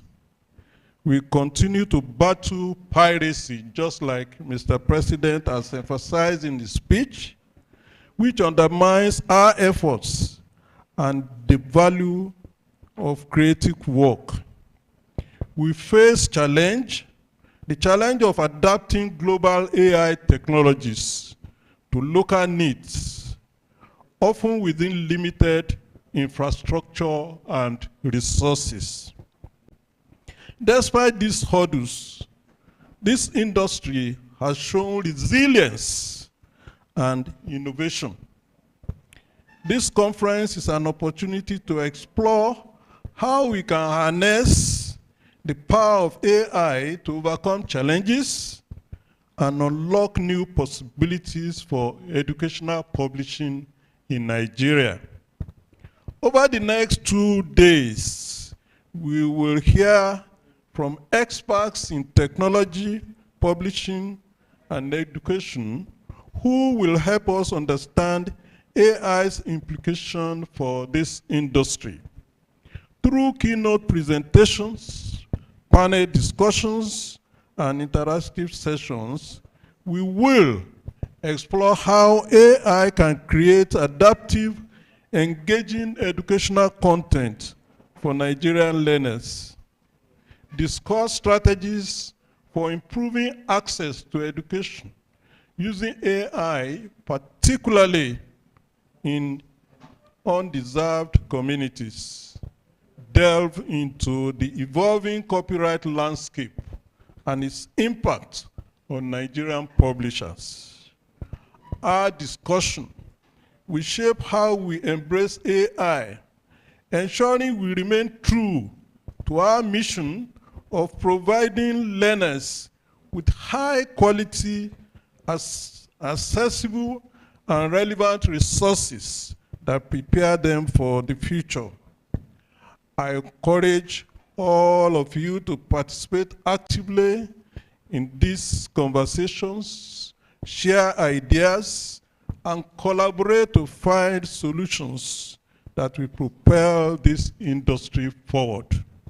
Together, we can ensure that Nigerian educational publishing thrives in the AI era, contributing to a brighter future for our children and our nation.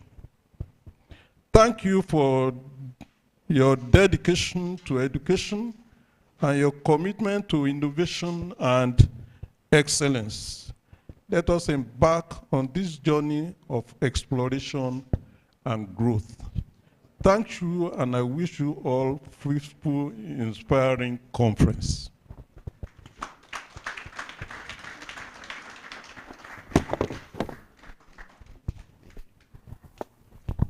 You know, as the anchor, I'm an Oliver Twist. I'll ask for more. So please, can you recognize him and appreciate him a bit more? Yes. I thank you for that. All right. Thank you so much, sir, Mr. Chairman, for those very kind words. And also the probing questions that you asked. They were part of the question I've also asked before you came about AI and our expectations from the guest speaker. So you just listened to the chairman's remarks, and our chairman, Dr. Razak Jayola, as I said earlier, the chief consultant of AJ Silicon, as well as managing partner of Razak Jayola & Co. Little will be surprised that is a member of Council of International Federation of Accountants, IFAC, as well as past president of the Institute of Chartered Accountants of Nigeria, ICANN, 2018 and 2019, as said by the Chairman Planning Committee. Our chairman was a council member of Pan-African Federation of Accountants, PAFA, accounting bodies in West Africa, ABUA, Association of Professional Bodies in Nigeria, APBN, as well as former treasurer of accounting bodies in West Africa, ABUA. Also, as former treasurer of accounting bodies in West Africa, is currently a member of Professional Accountancy Organizations Development and Advisory Group of IFAC, as well as Projects Oversight Committee of Pan-African Federation of Accountants, PAFA. The chairman is a member of Information Systems Audit and Control Association, Institute of Software Practitioners of Nigeria, Association of Certified Fraud Examiners, and Certified in Risk and Information System Control. His rich bio includes the fact that he's the chairman ESPON Charter Committee. I'm told that he has handled several World Bank IFAC projects, including support for 10 PAOs to complete digital assessment tools and empower the PAO's leadership on digital transformation. Distinguished guests, ladies and gentlemen, Dr. Jayola served several boards, including the Local Content Consultative Committee of National Electricity Regulatory Commission, and currently a board member of New Partnership for Africa's Development, NEPAD Business Group of Nigeria. Is a member of OFA Economic Development Committee, as well as a board member of One Innovation Hub, OFA. He's also a member of Board of Trustees of MKO Abiola Gardens Residents Association. Shall we appreciate him with an applause yet again? Thank you, sir. Right, so the next on our list is to move on to the guest speaker right now. And so, ladies and gentlemen, with the permission of Mr. President and the chairman, I'd like to invite to the podium here, as he will be standing while I read his citation. I will read it, sir. I will read it. So, may I invite Dr. John Assain, Director General, Nigerian Corporate Commission, to please rise. Yes, a round of applause for him. I will have to do that. I will do that. So while he's standing, I'll quickly go through it. The man standing right in front of you, right here today, is an author, a law teacher, intellectual property enthusiast, and a corporate administrator. And the last 3 decades has contributed immensely to the use of intellectual property system as a tool for generating employment, wealth creation, and sustainable development of the creative economy. Dr. Asain has worked with several international and national IP stakeholders to upscale IP knowledge in Nigeria and across the continent. He helped develop policies and legislative frameworks in Nigeria, Botswana, Liberia, and the Gambia. I hope you will clap about that. Dr. Asain is a part-time lecturer in the LLM program, University of Abuja, from year 2000 to 2012, where he was pioneer lecturer on IP law. He also taught the copyright module in the Masters of Intellectual Property program in Africa University in Zimbabwe. He has authored, yes, you can clap please if you want to clap. He has authored several academic papers and publications, and they're all there for us to know. As Director General and Chief Executive Officer of the Nigerian Copyright Commission since January 2019, Dr. Asain has contributed immensely to changing the copyright narrative and making it a catalyst for revamping the creative economy. Under his watch, the sector witnessed the passage of the new Copyright Act 2022. I thought that deserves an applause. He also sustained proactive anti-piracy campaign and enforcement using multi-layer strategy, and you heard the president talked about that. Dr. Asain has served at various times on the UNESCO African Regional Committee of Experts on the program for the teaching of copyright at the university level, and is a member of the Nigerian Bar Association, the International Association for the Advancement of Teaching and Research Intellectual Property, African Law Association, and the Commission on Folklore and Legal Pluralism. Distinguished ladies and gentlemen, let me welcome Dr. John O. Asain for his lecture as he gives us the keynote address. I know he doesn't like what I did, but permit me. Thank you so much. It was just because I thought we could save time cutting all those ones out. First and foremost, I'm a public servant, so everything I'm doing is because I'm paid to do that, and I have to deliver on my watch. Thank you very much, Mr. President, Mr. Chairman. Thank you so much. And with your kind permission, I will stand on the protocols you've well established. But I also thank my colleagues from the other federal government agencies and the Lagos State government for the wonderful hosting and support of what we are doing here today. Frankly, I was tempted to negotiate with Mr. President if I could be allowed to skip this part of it, because I think the chairman had laid out what I consider to be like a keynote remarks. So whatever I'm going to do now will just be to add footnotes to what the chairman has done so well. And I will send a caveat right away. I may not be so kind to everyone in the room. There might be some knocks here and there. There might be some disappointments in terms of my position. And I will say that whatever I say here should not be used against me as the DG of Nigerian Copyright Commission, because I'm speaking as John Asain. And more so because I've seen that the body, the members of the panel are more than competent and qualified to, in fact, do the keynote and go ahead to discuss.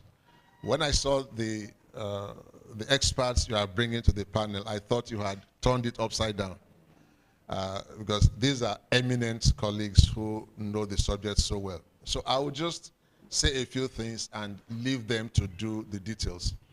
And I will just, I have two of my colleagues here from the Nigerian Copyright Commission. I have Choma and I have Linda. They are the ones doing the work. They represent the scores of officers in the commission who put smiles in the faces of publishers.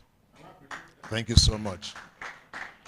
I will say here that I had to skip something that I thought I was going to do because you may think we were doing exchange.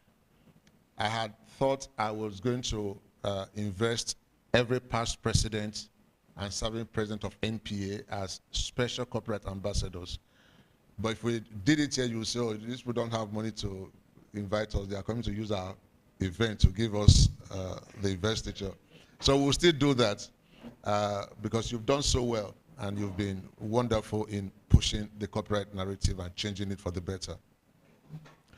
Just as a way of exciting myself, when I wanted to talk about the thing before us, publishing in the age of artificial intelligence and how we're going to explore the future of content creation, delivery, and the interface of all that with copyright. I just thought, let me try this artificial intelligence once again.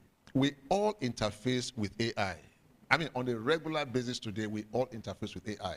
So it's not so much something far from us.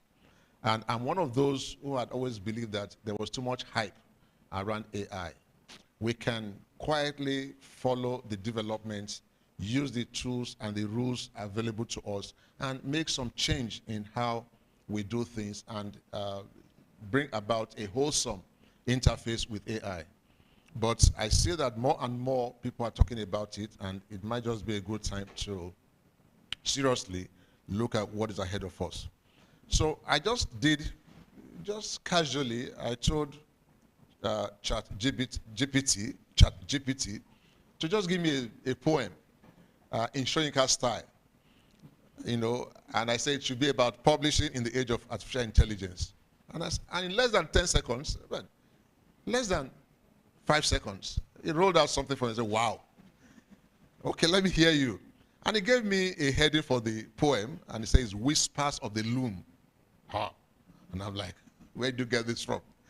And he said, the loom spins silent yet louder still, threads of thoughts untamed spill, ghosts of ink now electric dreams, weave the future in pulsing streams. Tell me, machine, where lies the bone? The marrow of story, the seed we've sown. Can your circuits pause with a griot's song, or mourn where the silences belong? Man and code, a cautious pair, one with soul, one with stare. But beware, for the page remembers well, the human touch, it cannot quell. Wow. So if I had put that together and did some extra work and published the collections, I'm sure even NRDC or UBEC will be happy with what I've done and will be, introduce that to students, and everybody will think I'm such, yeah, not knowing that I've just called AI to help me. And this was done in a matter of seconds. And I said, let me test this AI. Translate this to Yoruba. It did, with all the accents. Wow. I said, translate it to Igbo. It did. Hausa. It did. I said, Swahili. It did. I said, okay. Translate this to Ora. And now returned, I said, it doesn't have enough information on the Ora language, which is my own ethnic group, to be able to help me. I said, okay, Edo is a larger stock. So translate to the Edo language. And it came out quickly with Edo. I said, okay, now you're doing well. So that tells me immediately that, one, there are limitations to what AI can do. But AI, well trained, can do so much. AI can be a good partner to collaborate with. AI can help us to produce more in good time, so we can work speedily. But AI can also deceive us. AI can be a threat. For instance, I didn't quite know if the Hausa translation was correct or not, or whether the one that was translated to Igbo was good or not. So, although like many skeptics, I had often dismissed the AI buzz as receiving more attention than it deserved, I have since become a convert. I have come to realize that in today's knowledge-driven world, AI has revolutionized the way we acquire, the way we process, and the way we use knowledge in our day-to-day tasks.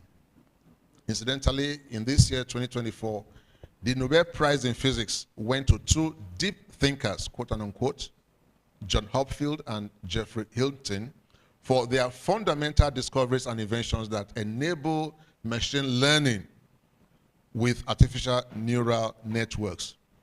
This is the foundation of AI as we know it today. The work of these two gentlemen has really helped to brought about the exponential growth in what AI can do. Hopfield developed the eponymous pattern recreating network with dynamic capacity to retrieve saved images in response to an imperfect prompt imputed into a machine. More like the way a human would recall from memory and be able to make out a full image of a puzzle even when some pieces are missing. Just like it was when the printing press was invented and the art of calligraphy took the backstage, it is very likely that as AI becomes more intelligent, it will bring an end to some aspects of content creation and revolutionize publishing. How will this affect us as publishers? Are we likely to redefine the concept of authorship? Will AI make publishers to cut off the author as they use the tool directly to create content? Like you know well, some publishers now adopt their own artificial intelligence by getting authors to write for them and asking the author to walk away. Their names will not be mentioned. They will not be acknowledged as authors. And the name of the company will be on that book as author. And I've had cause to tell one or two publishers that you cannot do that because as publishers, you are companies and you cannot become an author. You must be a human mind to be able to author a work. But with AI now, it means that publishers can ask the AI to do the work for them, ask the author to go to leave, and because they have all the works of an author, they're able to use that to train AI and get AI to write like the person they have just laid off. How will the rights from AI be acknowledged or be protected? How will we treat AI-generated works from two individuals if one turns out to be a plagiarism, in quotes, of the other? How much human intervention should go into a work to qualify it for copyright? What other ethical issues should concern us? These are some of the questions that will come up at the intersection between publishing and artificial intelligence.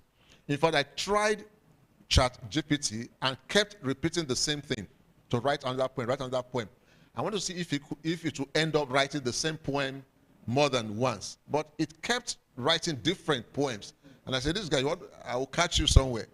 So I haven't got to that point where I will catch the AI, but I know that a well-trained AI will be able to avoid that.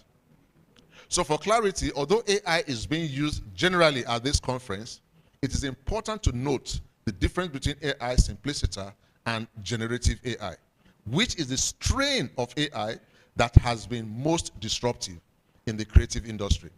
The disruption we find in the book industry also exists in other creative sectors. So don't think you are the only ones affected.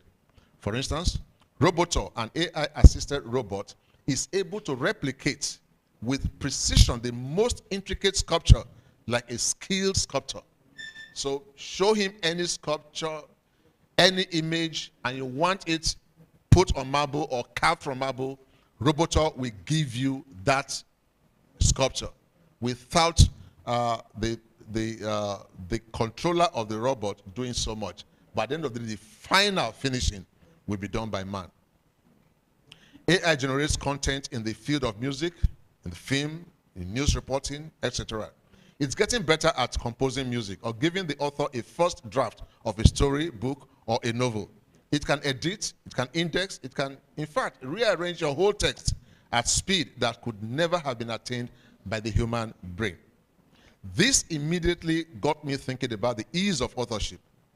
Even if, as we will see shortly, the beautiful poem that I read that was in Soyinka style, whatever that means, may not enjoy copyright protection, at least not under the laws as we know them today. But whether there is copyright or not, at least there is content, showing how easy it has become for anyone who has access to the technology to give a command and instantly content is delivered. At my further command, AI also translated, like I said, into Yoruba, and I could have asked AI to give me the Chinese version, the Japanese version, and I will have ready-made books or poems that can go to all these countries just because I have AI at my beck and call. So my experiment showed how AI, artificial intelligence, and HI, human intelligence, can cooperate and work harmoniously to produce more works at greater speed. It could also signal a paradigm shift in how publishing will be carried out in the future. This is not talking about the jobs that will be lost. Certainly, jobs will be lost. Certainly. This is not talking about those jobs. AI gets better at carrying out some more routine functions, from editing to proofreading, indexing.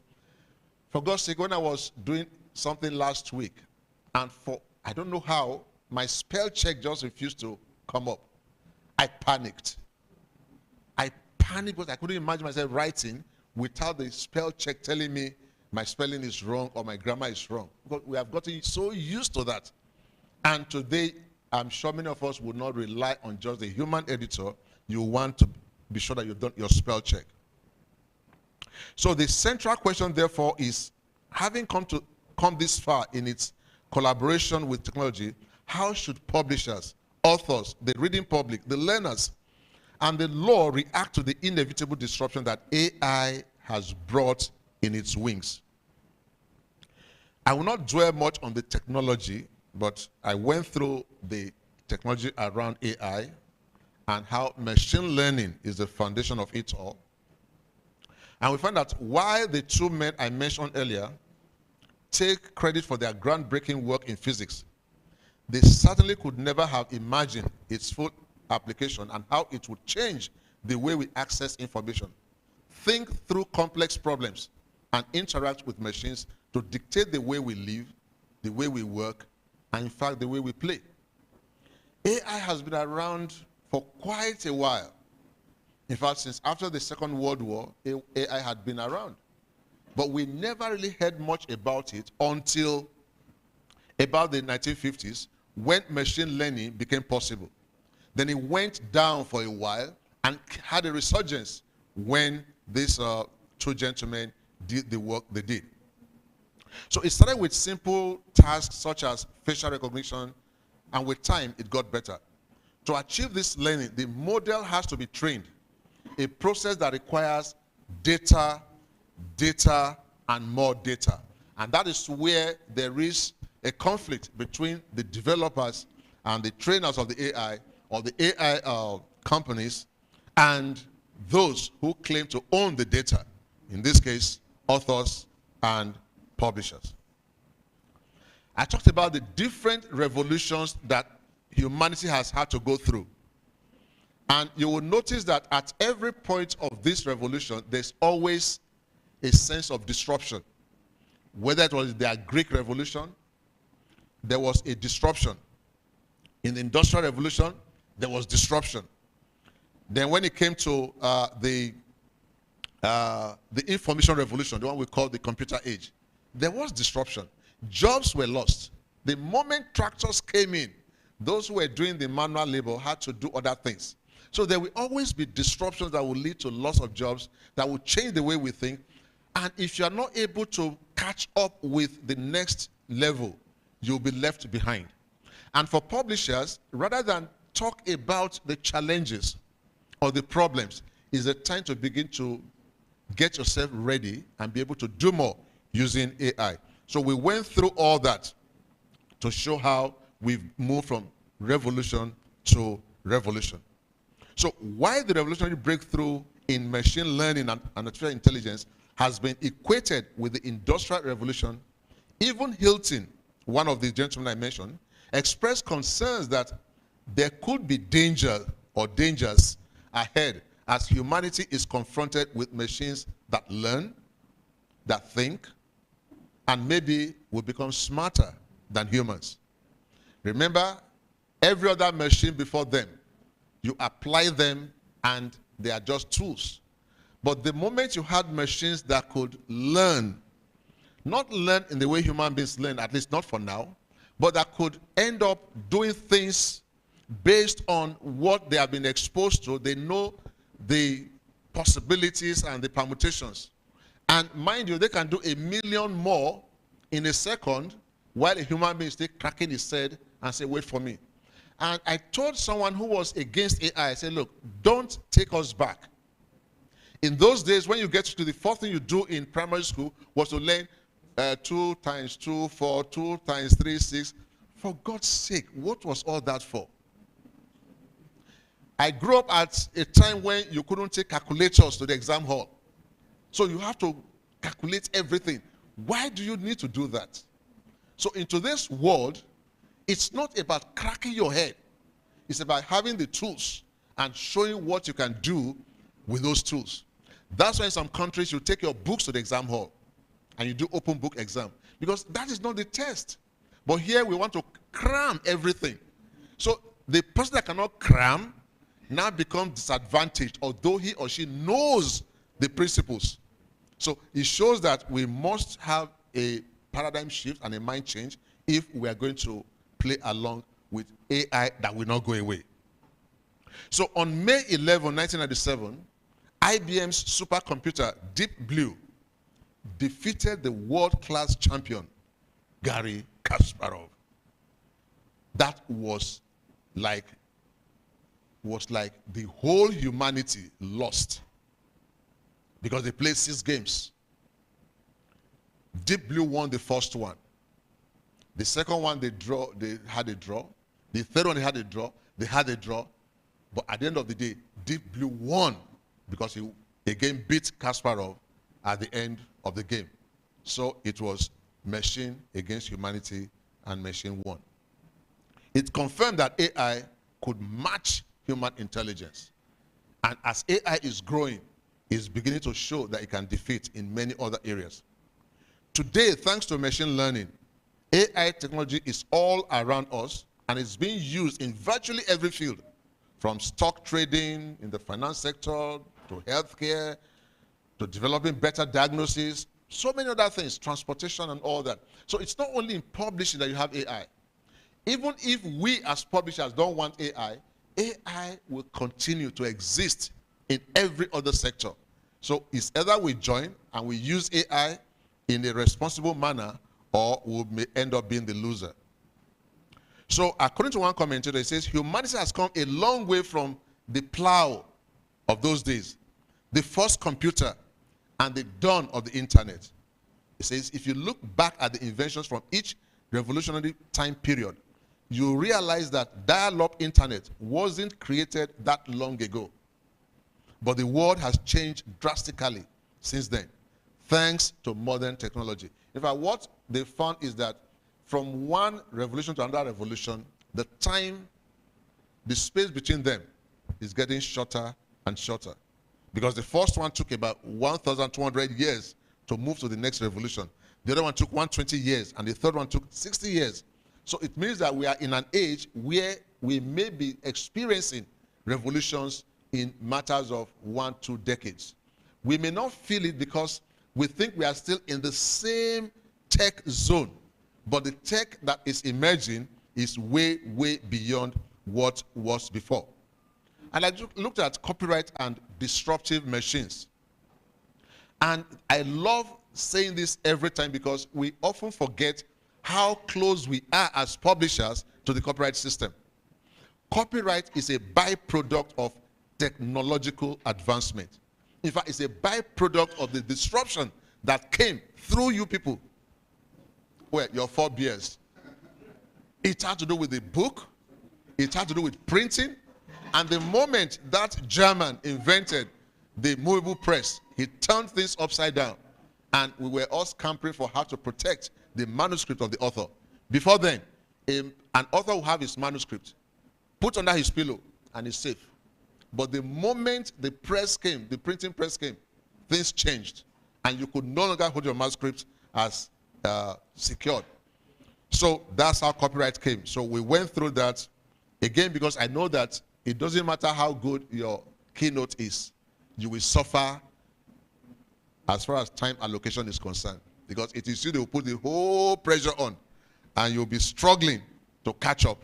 So please, when it's 15 minutes more, yes, just raise your hand so I will know that I should be rounding up.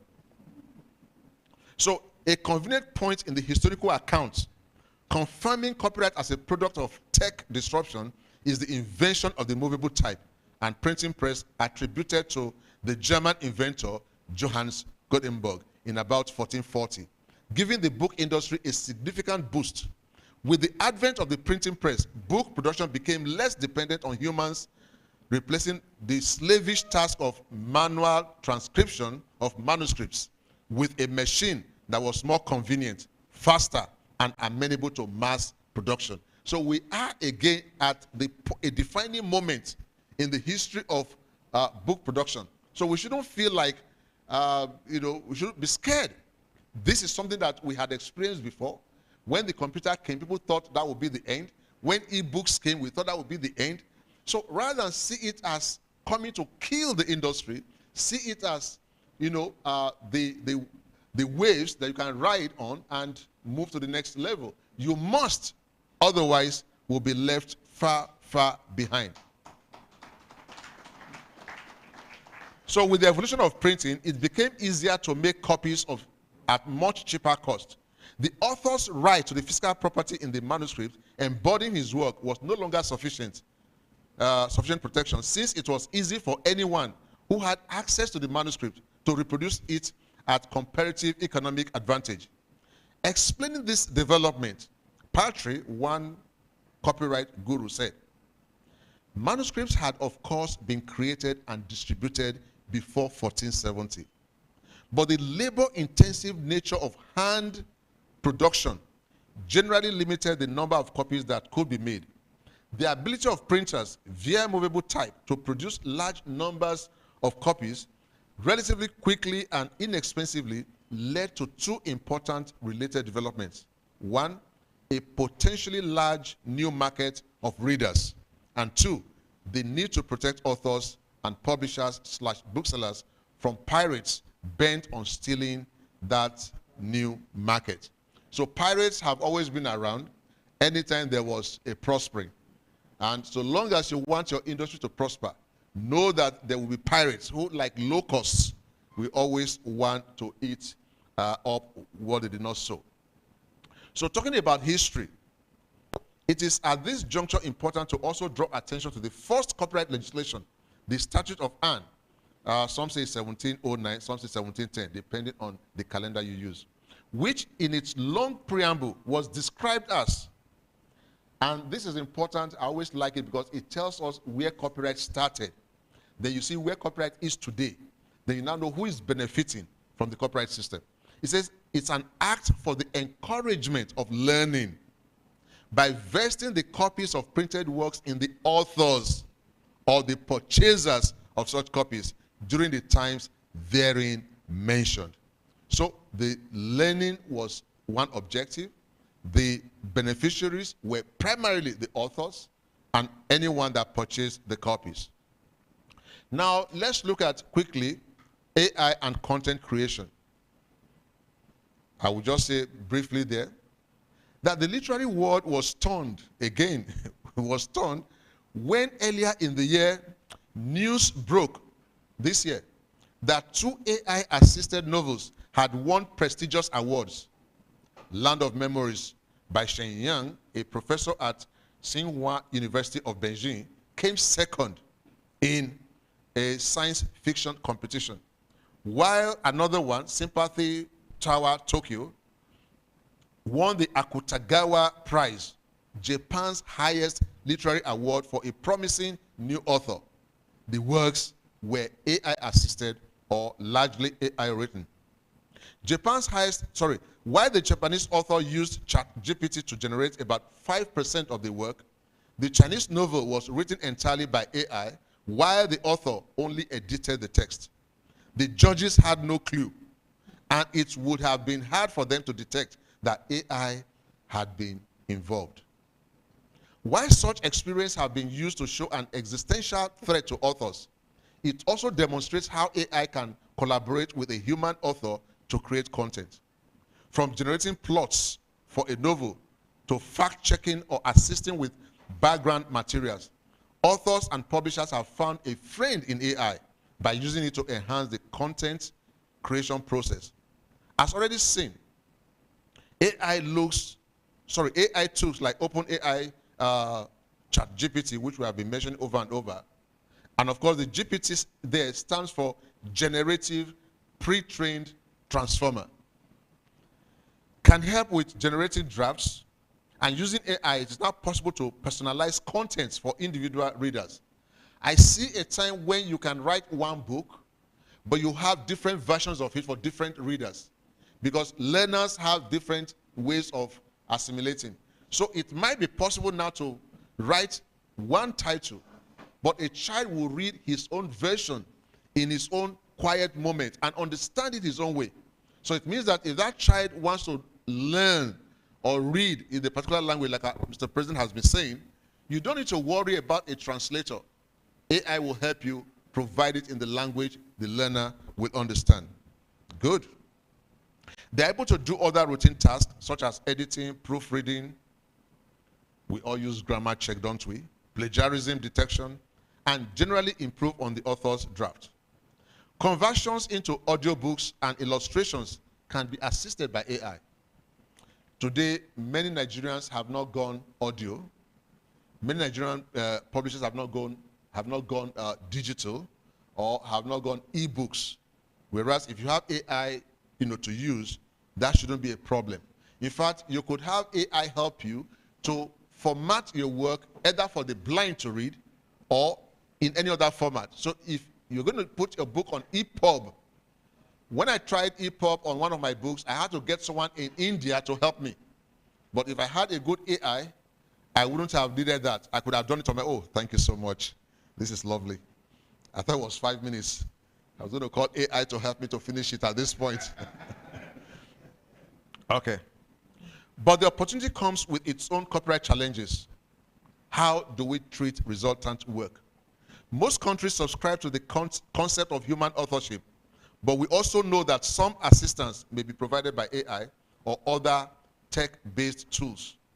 I believe that the copyright system will eventually accept such work as protectable, so long as there is sufficient human intervention in the creation of the resultant work. But how do we measure human authorship for the purpose of copyright? I guess that will shift as we come to embrace the reality of AI and its indispensable role in authorship and publishing. What happens where two authors using the same AI tool come up with very similar outcomes? I'm sure the law will provide a way of resolving those issues. I am not one of those, like I said, I'm not speaking now as DG, I'm speaking as just myself. I'm not one of those that believe that you should not protect something because it is AI assisted. A time will come when the use of AI will be the same way we are using the computer.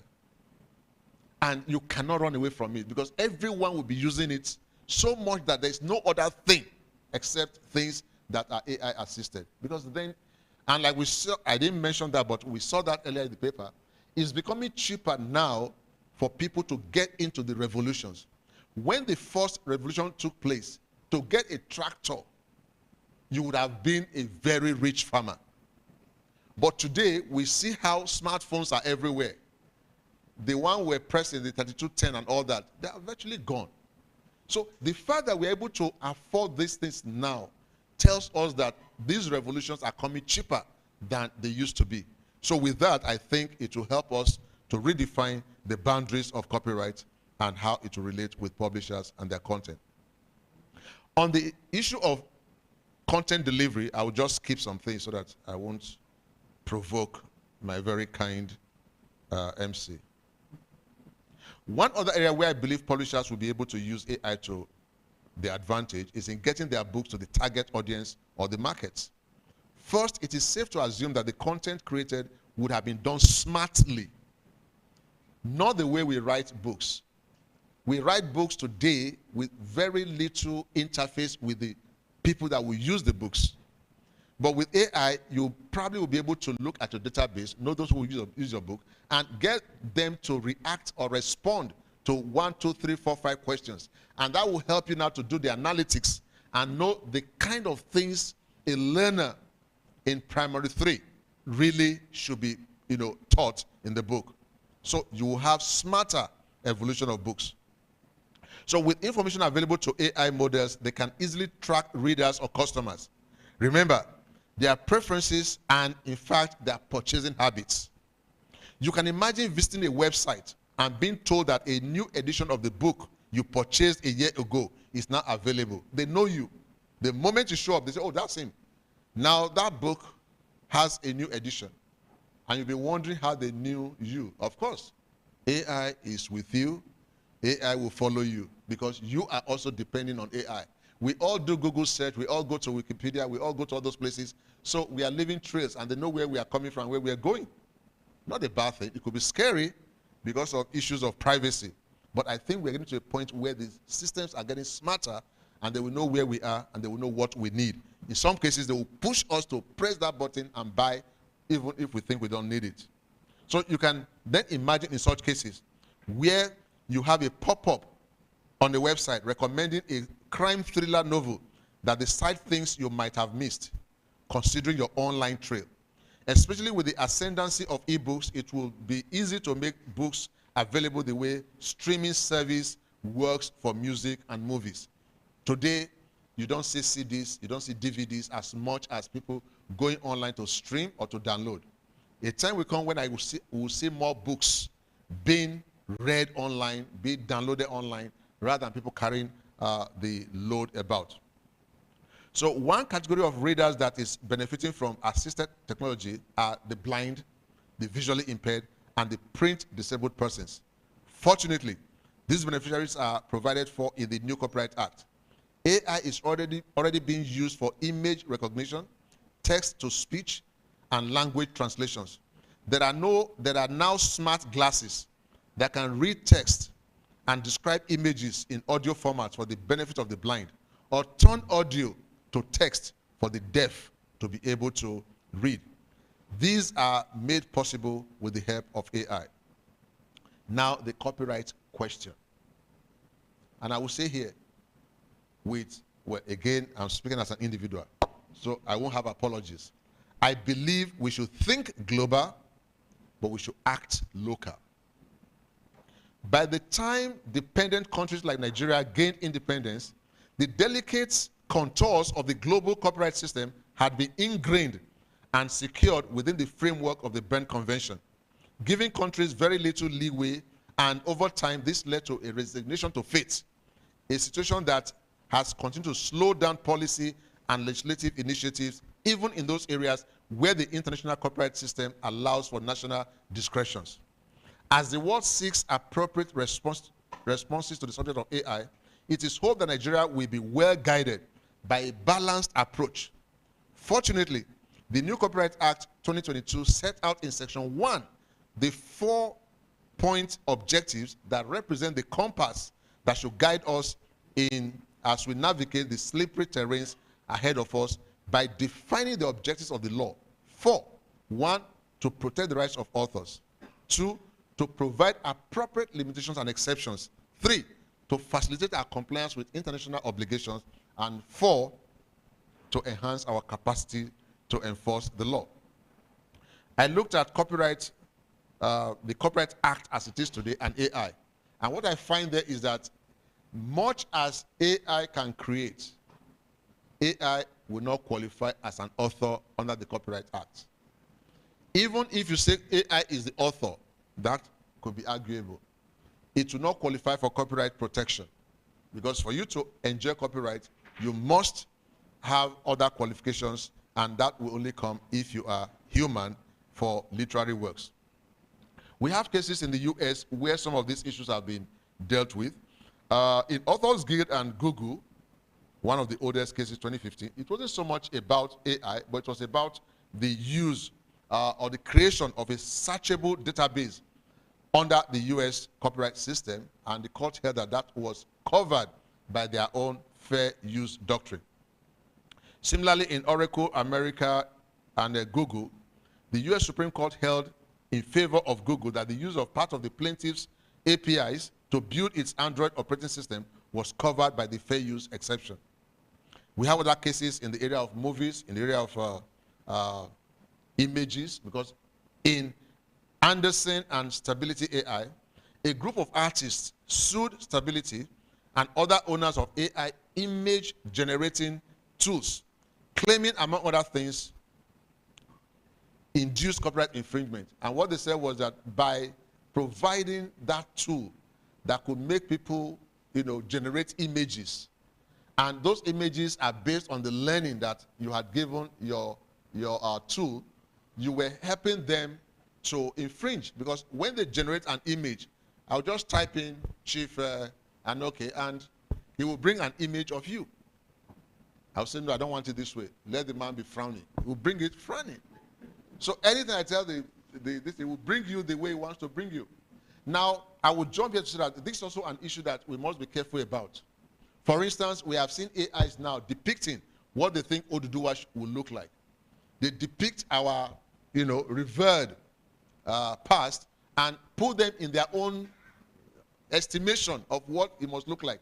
And because we don't have our own version, we adopt that. So you see a publisher putting that in a book, and then a child will now think, oh, that must be how Oviareme the Great looked like, not knowing that it's an entirely AI-generated image. So we have responsibility in how we approach this. I'm rounding up soon. So the U.S. Copyright Office recently had a study, and they are still undertaking that study, but they issued a first report, because the study is to look at 3 key areas. 1, how to regulate AI in the face of deepfakes. 2, whether AI products should enjoy copyright. And 3, the use of copyright materials to generate AI training sets. What or how should that be treated? So the interim report showed the need to address abuses through digital replicas. We are expecting the reports of their report on the other 2 areas. But on whether AI models, training AI models with copyright works, which is the most controversial question at the moment, amounted to a copyright infringement, the Registrar of Copyright, when she appeared before a Senate committee, noted that there are few dozen cases pending now in the US, but none has so far decided on the central issue of fair use, which in Nigeria will be fair dealing. So we are waiting to see a court pronouncement on whether the training of AI using data belonging to other people amounts to copyright infringement. So I will jump ahead now to see whether I can begin to find some recommendations as I move to conclusions. But I will say that for Nigeria, I'm believing that early in 2025, we're going to convoke experts in the area of AI. God, let it be 5 minutes. Oh, 4 minutes. I know that if I choose now to tell AI to ignore you, you just find that you cannot. Okay.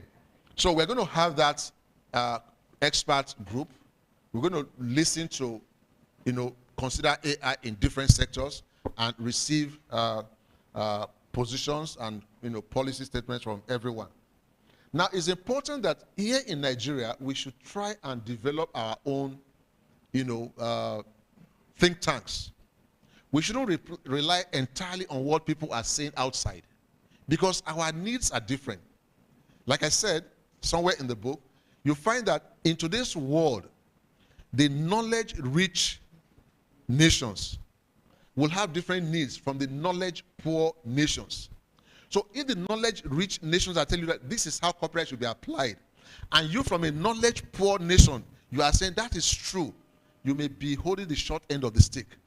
So even in the area of AI, there are people who believe that all this argument about is going to disrupt this, is going to affect us and whatever, is not in the interest of everyone. So the question is, who is making that claim and to what end? So we as Nigeria, for instance, should know where we stand and see whether we're going to benefit, we're going to lose if we go one way or the other. So the commission will do that, and hopefully we will hear from publishers, from Nigerian publishers, not just any publishers. So finally, speaking on the connection between AI and the creative sector, the registrar in the US, in the report I mentioned, spoke of what she called the latest chapter, that's the quote and unquote, latest chapter in copyright's symbiotic relationship with technology. Noting that a lot of materials are being created with the help of AI, raising fundamental questions. And some of the questions she posed. To what extent will AI-generated content replace human authorship? How does human creativity differ in nature from what AI systems can generate, now or in the future? What does this mean for the incentive-based foundation of their own copyright system? In what ways can the technology serve as a valuable tool to amplify human creativity and ultimately promote science and the arts? How do we respect and reward human creators without impeding technological progress? These are the same questions that those interested in the law and policy dimensions of copyright in Nigeria should be concerned with. Aside from the challenge of disruption and the need to avoid copyright infractions, how does the publishing industry leverage more on AI to take their books to the world? What accommodation does the law have to make to allow for collaboration between man and machine in content generation, especially as AI gets more intelligent and efficient? Don't dwell on myths. I was growing up when I heard that Axle was the best car, a car with Axle. People will go to the port and say, look, I want the one with Axle. Today, you don't find them. They say automatic is not good. I want manual, gear selector. Today, we all use automatic. Very soon, we'll be driving self-driving cars. No, those of us here will not enter it. Trust me. But your children will come and we invite you to come and see how it works. And as scared as you are, you will manage to sit way at the back. The same way your grandfathers did not believe that what you brought as a car could actually carry them. So we are in a new world. Should AI-generated works like the poem above I read earlier be acknowledged as copyright works? And if yes, should it enjoy copyright and for how long? It doesn't have to be the same duration like the human created ones. How do we define the concept of authorship and ownership to accommodate AI? Or should humans be allowed to simply appropriate the products of AI? Do we need to redefine the provisions on moral rights, especially the rules on the need for attribution? How do we reset the delicate balance between the author and publisher in an era when, through AI, a publisher may be able to author a work directly? What level of flexibility should we allow in defining the exceptions and limitations allowed under the Copyright Act? It's in the paper, but I didn't mention it. The same way publishers can easily become authors. Trust me, authors are now becoming publishers. In fact, some authors don't need you. From start to finish, they don't need you. They don't need your editors. They don't need your indexers. They don't even need your printers. They will go on Amazon. They will sell their books and they will put it there, self-published. You may denigrate that, oh, self-published is not this. They will tell you your own, is it better? Because we have seen that sometimes publishers are not even doing what they should do, but that's not for today. Is AI a tool? Is AI a tool that would enhance the future of publishing, or does it pose a real existential threat? It's often said that AI cannot replace humans simply because it does not have the emotional depth to create the way a human would. That's the argument of the old ones. Who says that the audience of the future that is already used to living in the virtual world will really care about those human depths you talk about? They're not given to all those things. So they will read it the way it is. They will enjoy it the way it is. They will be happy with their own world because that is the future they're going to live in. How do we address the fears of cultural distortions, criminal manipulation, and the ethical issues around the works generated by AI? What safeguards and protection do we build into the rules to protect the consumer? What level of control should a community have in AI depiction of its people, especially in illustrations? Should the people not be able to complain if their deities of their folklore are recreated by AI in an uncomplimentary manner? Finally and finally, AI is not only about technology, but for also the users. In this case, the publisher and the learners. To make the best of it, we must first understand it, value it as a tool that should help us to create and deliver our products. And eventually, I beg you, let's own it. I therefore call on publishers, authors, and all other creatives to own AI and use it in the most responsible and sustainable manner for the good of humanity and to guarantee a more secure future for their creative space. I personally believe that AI has come to stay and that it will get smarter and change the way we publish. Finally and finally, in the spirit of the conversation, I again went back to ChatGPT and asked for its candid opinion in 3 sentences about the future of publishing in the age of artificial intelligence. Thankfully, the response I got from ChatGPT was reassuring. And I hope our panelists will be able to elaborate on this. He said, the future of publishing, these are not my words, these are AI words. The future of publishing in the age of artificial intelligence lies in the seamless integration of AI tools to enhance creativity, streamline production, and personalize content delivery. AI will empower authors and publishers to reach diverse global audiences while democratizing access to storytelling through innovations in language translation, accessibility, and adaptive formats. However, that's AI saying it. However, this future also demands robust frameworks for copyright, ethics, and cultural preservation to ensure fairness, authenticity, and the protection of intellectual property. I cannot add more to that artificial intelligence. Thank you very much.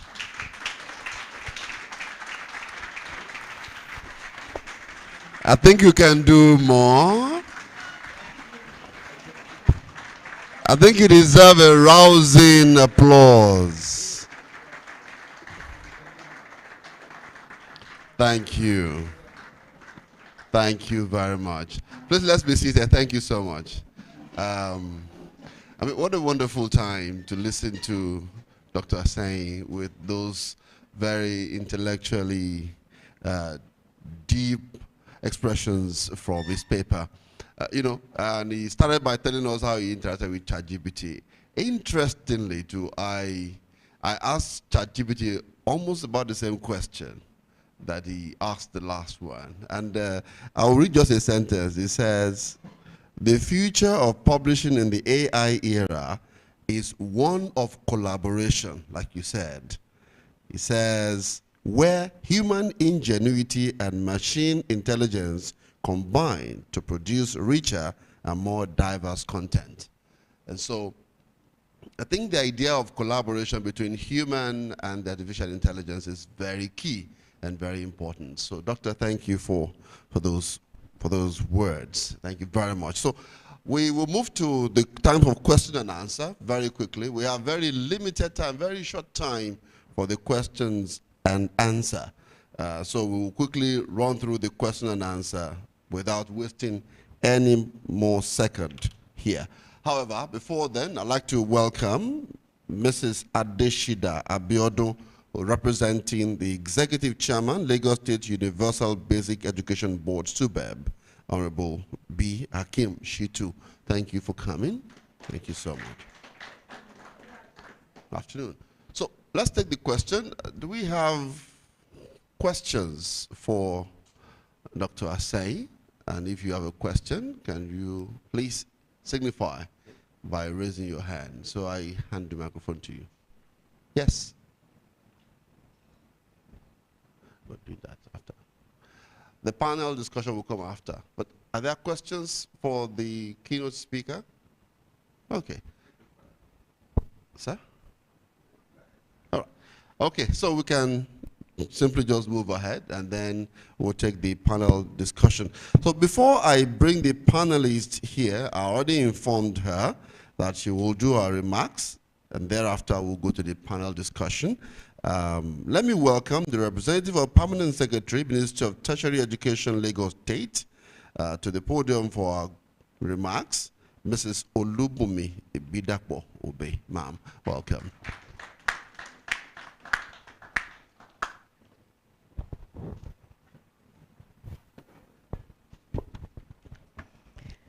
Standing on the existing protocol, I'll say good afternoon to everyone here present. I'm happy to be here representing my Permanent Secretary, Ministry of Tertiary Education, Alausa.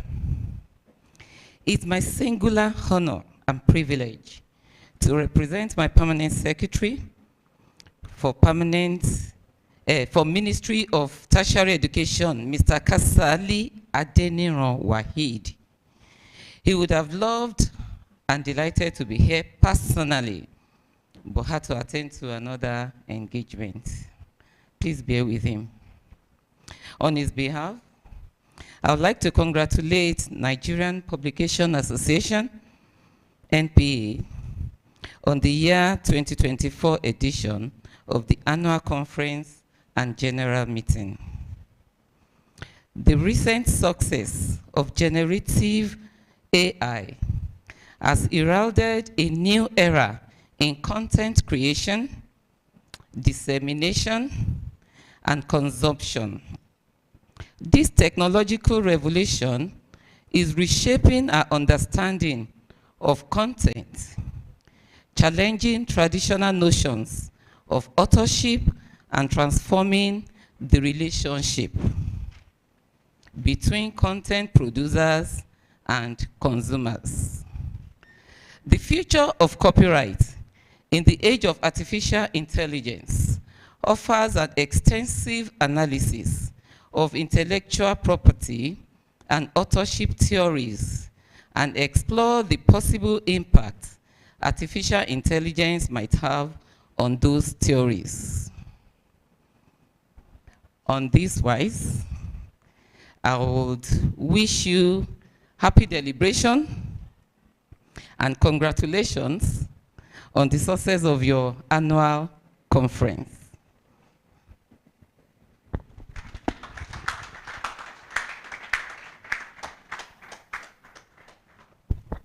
Thank you so much. All right, so thank you so much for that. We thank you very much for appreciating us here. So we will move on to the next item. The next item is for panel discussion. But before we do that, I'd like to recognize very warmly a man who is just sitting at the back there. I'm sure he doesn't like to be at the limelight, as one whose abode we get our books in Ibadan. If you're looking for your books and you want to buy in Ibadan, you can always go to the booksellers. I'd like to welcome Dr. Kolade Mosuro, is at the back there. Thank you, sir. Thank you so much. And through his bookstores, I've met a lot of great authors and interacted with them. Thank you very much for all you do, sir. We'll move on to the panel discussion right away without any more time wasting. So let's invite the panel discussants. Yes. Thank you. Okay, sir. Okay, Chairman. Pictures. Okay. All right. So so they want to have a photograph right now, very quickly.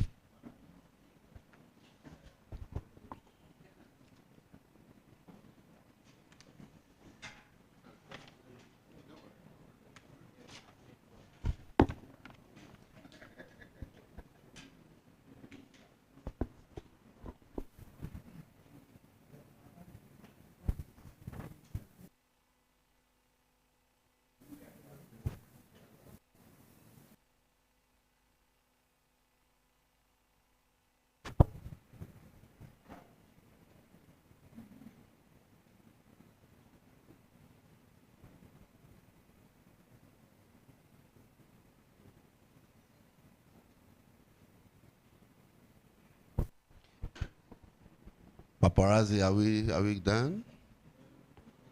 I think we are good. Thank you very much. Please, a round of applause for the members of the high table. Please, a round of applause for them. Thank you. Thank you so much.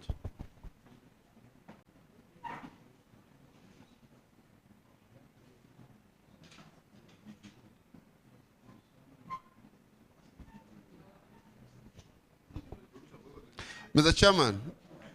Chairman, sir, you still have to stay because you are moderating. All right, sir. Okay.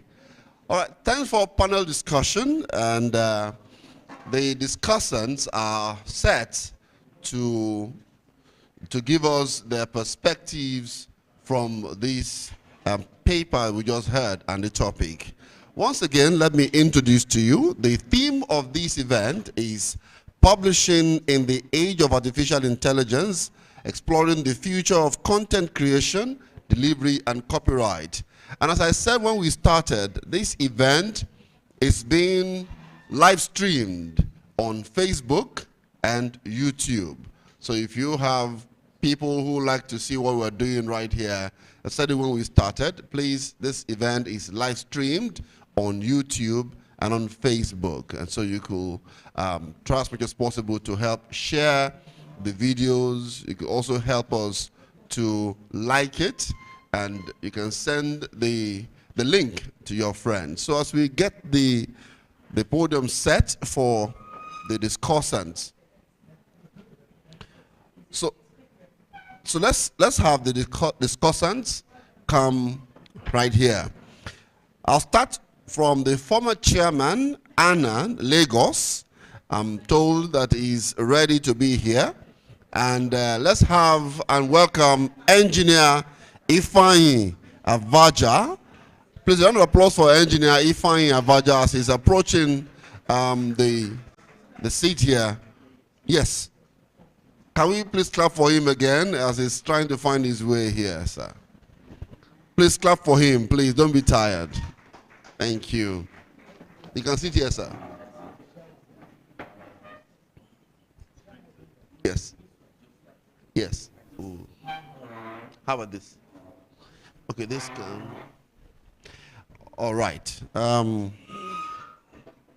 Okay, and still on the panelists, I'd like to welcome all the way from the University of Lagos, from the Department of Computer Science. Please let's welcome Dr. Mrs. Chika Yinka Banjo. She's a member of the panel. Can you sustain that applause as she's coming? Please. Please. Please, can we do that for her as she's coming? All right, Dr. Yinka Banjo is from the Department of Computer Science, University of Lagos, a member of the panel. And also, last but not the least, is from the Nigerian Institute of Advanced Legal Studies, University of Lagos. I'd like to welcome, as a member of the panel, Mr. David Oluwagbami. I'm sure that he is also here. Can we sustain that so that we encourage him as he's moving down to this space? Welcome, Mr. Oluwagbami. Mr. Oluwagbami is from the University of Lagos. Nigerian Institute of Advanced Legal Study. And to do us the honor of moderating this panel is no other than the chairman of this occasion, and I want us to welcome him and appreciate him, Chief Consultant, AJ Silicon, and the past president of ICANN, Alhaji Razak Jayola, FCA. All right, Mr. Chairman, sir, over to you. The panelists are all yours.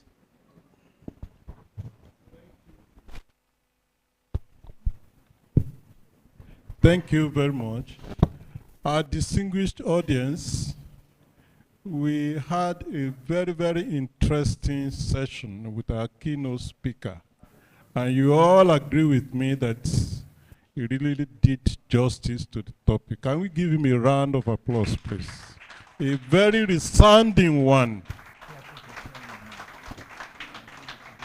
I did learn a lot from him, and he really showed us that he's really an expert on the subject matter.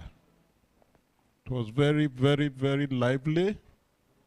He took full charge from A to Z, and we dealt with most of the aspects that we expected of him. He started with general overview by use of prompting ChatGPT to develop a poem, the Shoyinka style, and went all and on and on and on. It dealt with content, it dealt with delivery, it dealt with copyright issues, and so on and so forth. So we have our distinguished panelists here who will be able to throw more light on the subject matter. So I would like to start by asking our panelists the first question. Anyone you are very familiar with, please just indicate your preference to speak. So the first has to do with general overview of AI in educational publishing. What are the most significant ways AI is transforming the educational publishing industry globally, and how can Nigerian publishers adapt these innovations locally? Who would like to address that? Okay. Thank you so much for that question. I heard educational, that I listened very well. I'm from the education sector, and my field is computer science, and specifically on AI and robotics. So I did my PhD, sorry for just explaining. So I did my PhD in AI and robotics, and I run a lab in Unilag. I'm actually currently the head of department in computer science. Now, we have been doing some work in AI, but I need to explain. Thank you very much. I need to explain something about AI. The DJ actually spoke a lot, and he went into the diverse areas. AI is making something that is not intelligent behave like it's intelligent. And that's why you can see a chair, and the chair can behave like it's intelligent. And what is that thing that makes it to behave like that? I'm coming to the question. So the thing is, in the era of typewriting, if you can remember, everybody now uses what? Computing. Everybody has computer, even smartphones. Some of the smartphones we have are better than computers. Now we moved from there, and people were thinking that they are losing their jobs, but they didn't. They became more creative and moved into the era of doing things better than it was before. More manual before, but now more automated. Now after that, we moved to what we now call automation. Computing, you can type. I'm in the midst of people that write, I know, but we can use computer to do that. We have some word processing softwares. Now we moved away from that and made things automated. That's why when you can be here and do other things, communicate, a lot of things became automated. From automation, we moved to what we call AI. It's still the same way, but things became ubiquitous, a lot of data. You can stay here, use selfie, You can stay here, use voice. I'm talking here and some people over there are hearing me. I heard this is on YouTube. That means a lot of people are watching me right now. So we are doing virtual reality. We are doing augmented reality. So a lot of things are becoming like home. You don't need to travel. You don't need to enter the plane to get some education. Sorry, so, in the next 1 minute, please talk to how can Nigerian publishers adapt these innovations locally. Thank you. Okay, sorry for digressing, but I was actually building something. But now, so for Nigerian publishers, it is already there for us. What is there for us is that we can do things and save it, and it will be electronic. Now, a lot of e-books, we in the education sector are leaving paper works and moving into electronic works. So for Nigeria to adapt, like what the DJ said, he said, think globally and act locally. Now, what is global is that a lot of books are online. Nigerian authors and editors can also behave and do that. It's easier to do. That was what I was trying to build before you stopped me. But that's not all. The Gen Zs of these days are moving into everything E. They don't want to open papers. So the people in this sector will also go in line with what is happening now. Thank you very much.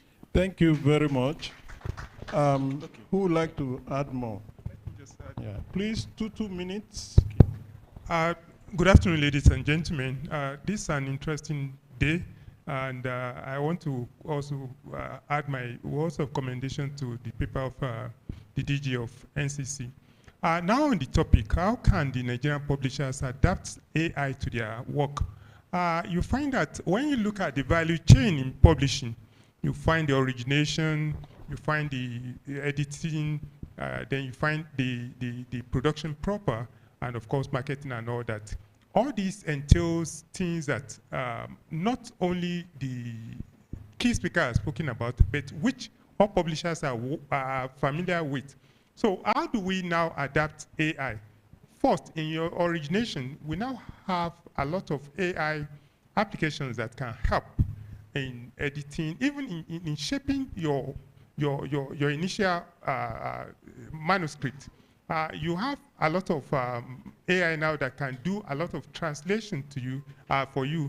There is also AI for design of the backs and all that. And that takes us back to mid-90s. There was this big contract by the World Bank, which entails several millions of naira. I can't remember the number of naira, but I knew that the big six then took so much money that took so much of the contract that they have to look for how to print outside the country.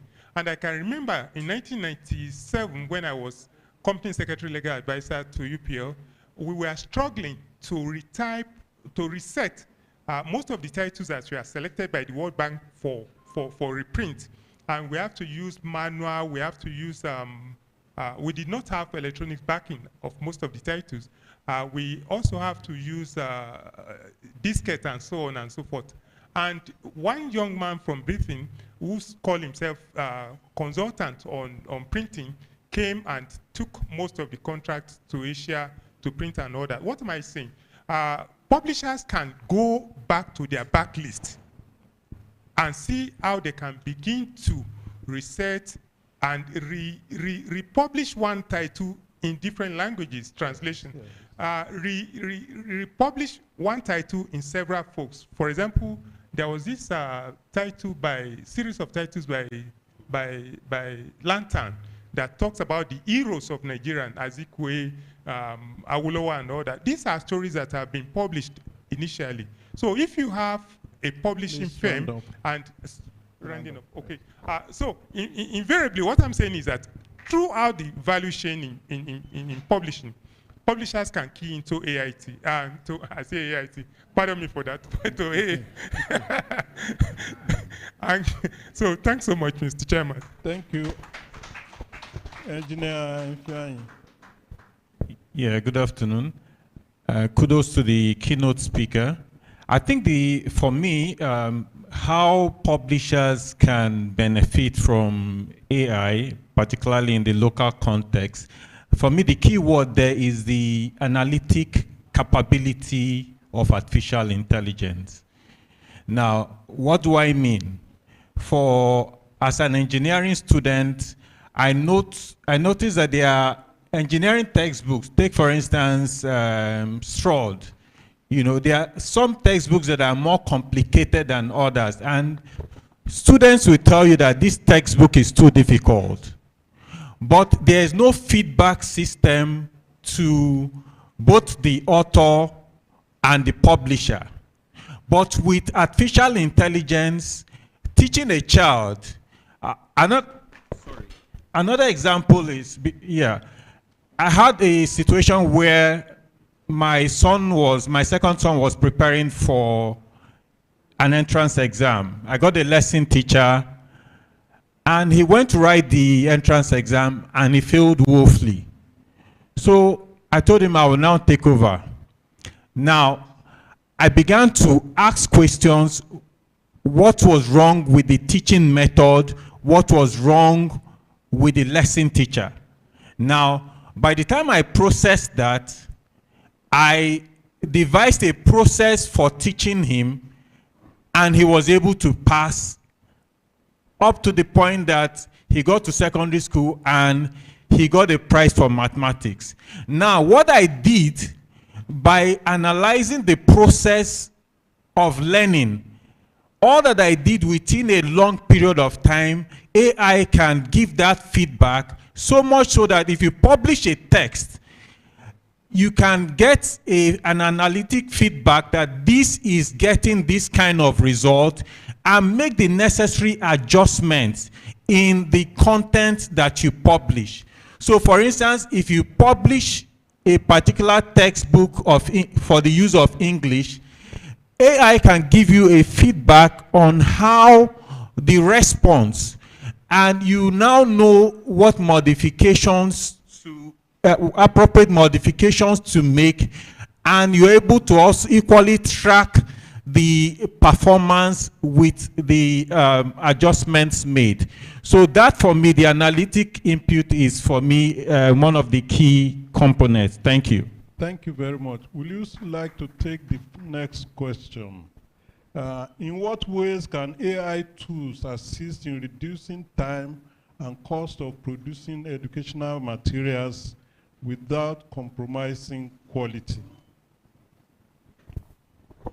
Once again, I studied chemical engineering, and for so many years I practiced as a process engineer.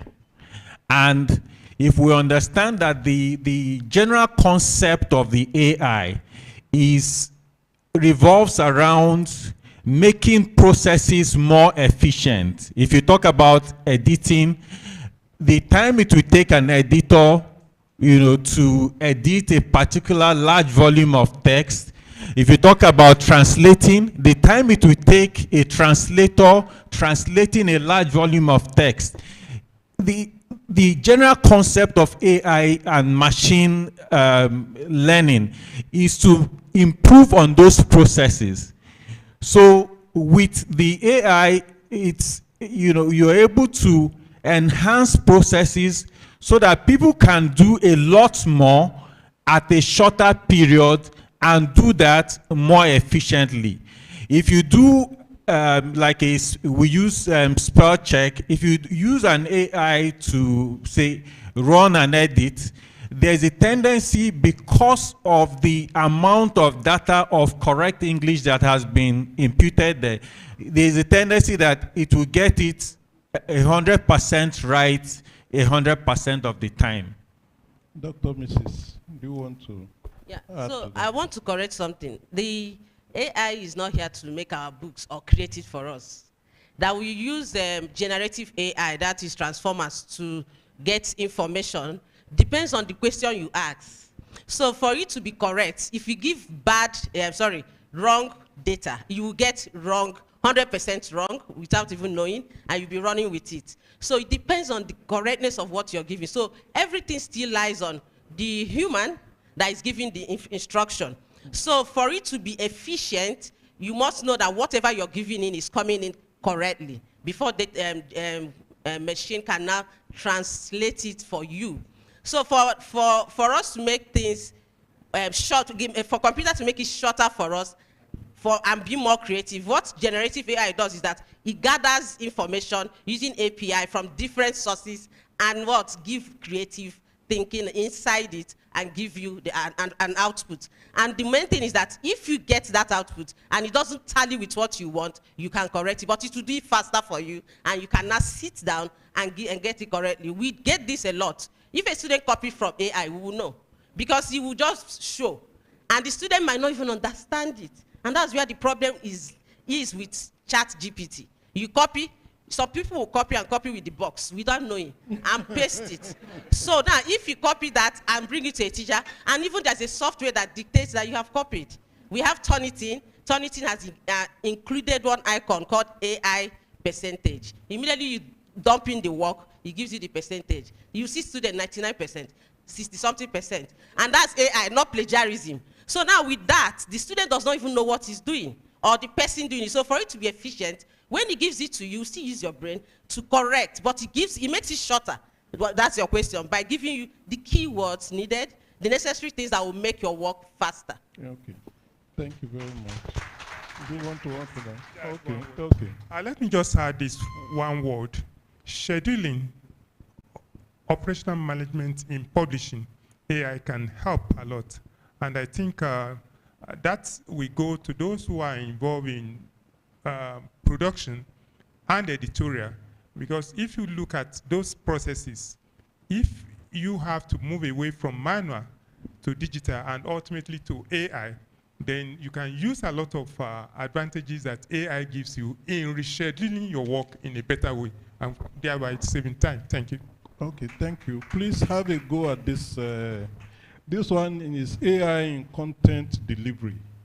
How can Nigerian publishers use AI to enhance accessibility and distribution of educational materials, especially in underserved areas with limited resources?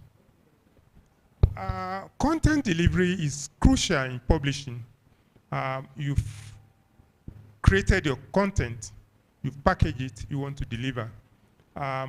Most of the time, you find that the manual delivering takes that burden away from production to warehouse and marketing, and ultimately the bookshops.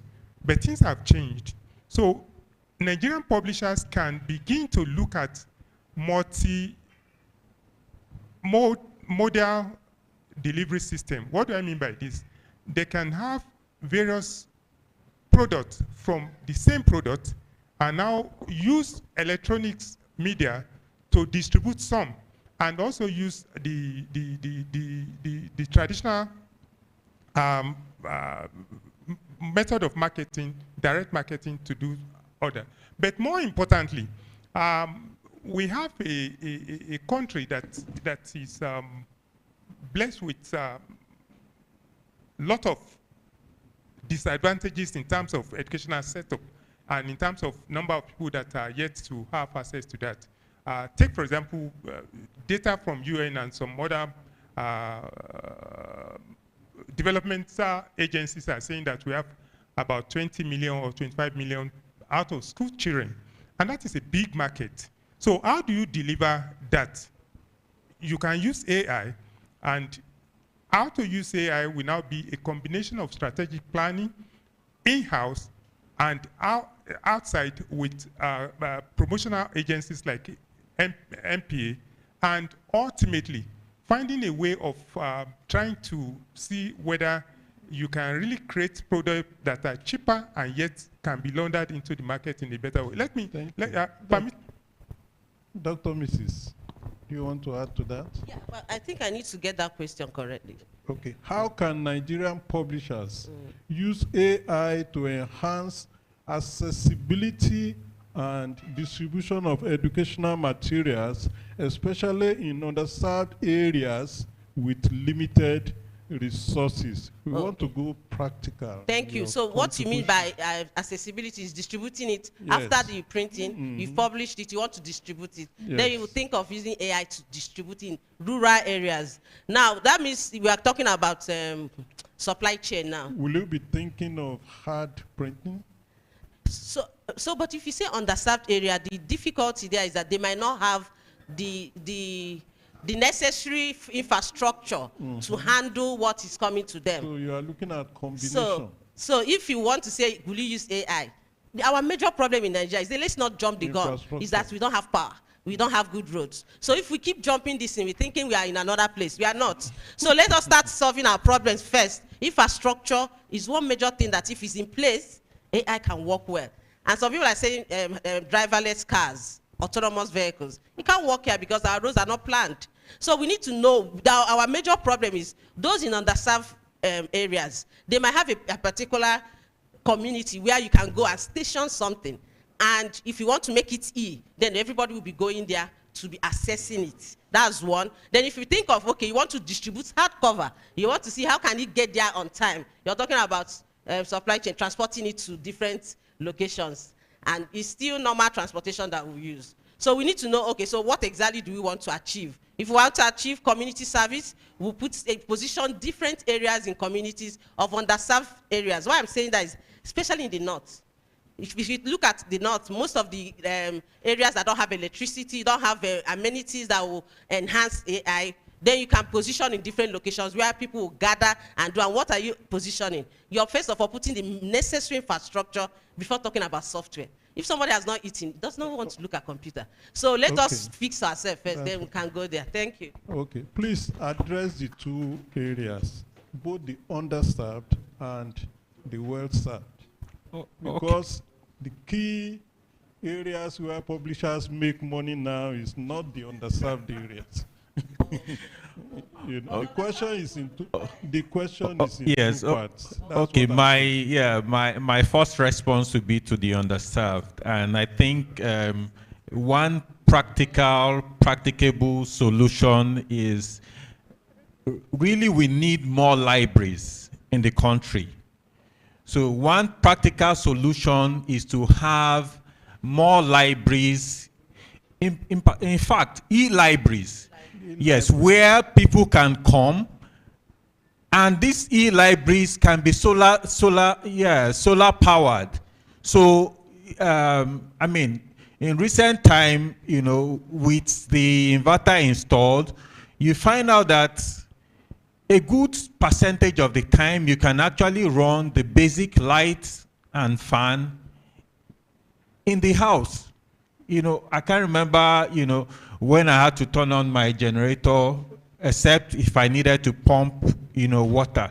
So what I'm saying is in those rural areas, at least we're in the tropics. So it's practical to have e-libraries that are solar powered, minimum of fans and light, and the basic access to systems where these digital materials can be available. If you're able to execute this, you would reach out to millions of people at a very reasonable cost. That's okay. Let's move to the next question. Thank you very much. Dr. Mrs., we are going to copyright and intellectual property. With the growing use of AI to generate content, who holds the copyrights? The AI developer, the publisher, or the end user of the AI? Thank you very much. So that question is a debate that is ongoing. I'm not sure it has an answer yet, but we can reason it. Now, so you have AI is collecting information from different areas, different parts. We call it application programming interface. You connect it and you download information and you're not referencing. So that is even a crime for lawyers, because I have a lawyer friend that says all these things, ethical use. And I said, well, sometimes this thing is there for anybody to use. So developers have developed and they've released the information free. Now, we're using API to download it, and publishers will come, look at them, or authors, they read it, and this is good for them, and they will use it. But one thing we do in academia is that when you look at somebody's work, now we are saying it's AI, and you know that it is not you that brought that initiative or creative thinking. You reference the person.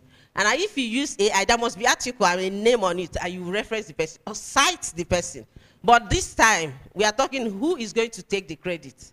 Is it AI? AI doesn't have anything. There's no AI without a human. That's what I can say, because human wrote those things. But the only thing is that those human has left it, we call it free, open source. Open source is that anybody contributes and use.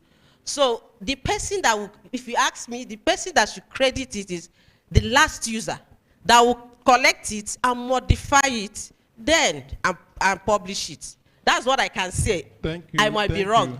Thank you. Like you said, the debate is on. Yes. Mr. David, how prepared is the Nigerian legal framework to handle intellectual property disputes involving AI-generated educational materials? How prepared is the Nigerian legal system? Thank you, Mr. Chairman. Nigerian legal system is fully prepared, and I will emphasize that being fully prepared does not mean that you have all the answers. In terms of AI, the legal framework is still developing, and the first thing is, what is the legal status of the AI itself? So that is still very much debatable, because some are saying that AI is ordinary machines, and if they are machines, although thinking machines, getting closer to human thinking level, the present legal concept of who can own copyright does not appear to favor AI, because before you can be an owner of copyright material, you must be human, and that is universal. All the copyright conventions internationally and local copyrights across the globe emphasize that humanity. The second is, when you say you are creating, AI is creating, but AI does not really have the bedrock to create. So AI pick from some other sources, using human beings as the feeder. So for the issue of ownership of AI itself, there is still problem. The ownership of the content created by AI, there is still problem, but there are ways to go about it, and the most part of the jurisdictions which I think Nigeria will borrow from is that they are trying to create a new concept of law, new applications of the existing law which can apply. There is what the lawyers call sui generis, a situation where you want to find solution to a particular problem, but you don't have that ready information, that ready solution. So you now go to the existing system and say, okay, since we cannot find that, then let's move to the next stage and create. So some are now saying that, look, in terms of AI, ownership resides with the creator of the AI, and in course of time, of course, content that created also reside with the owner. But again, there is problem.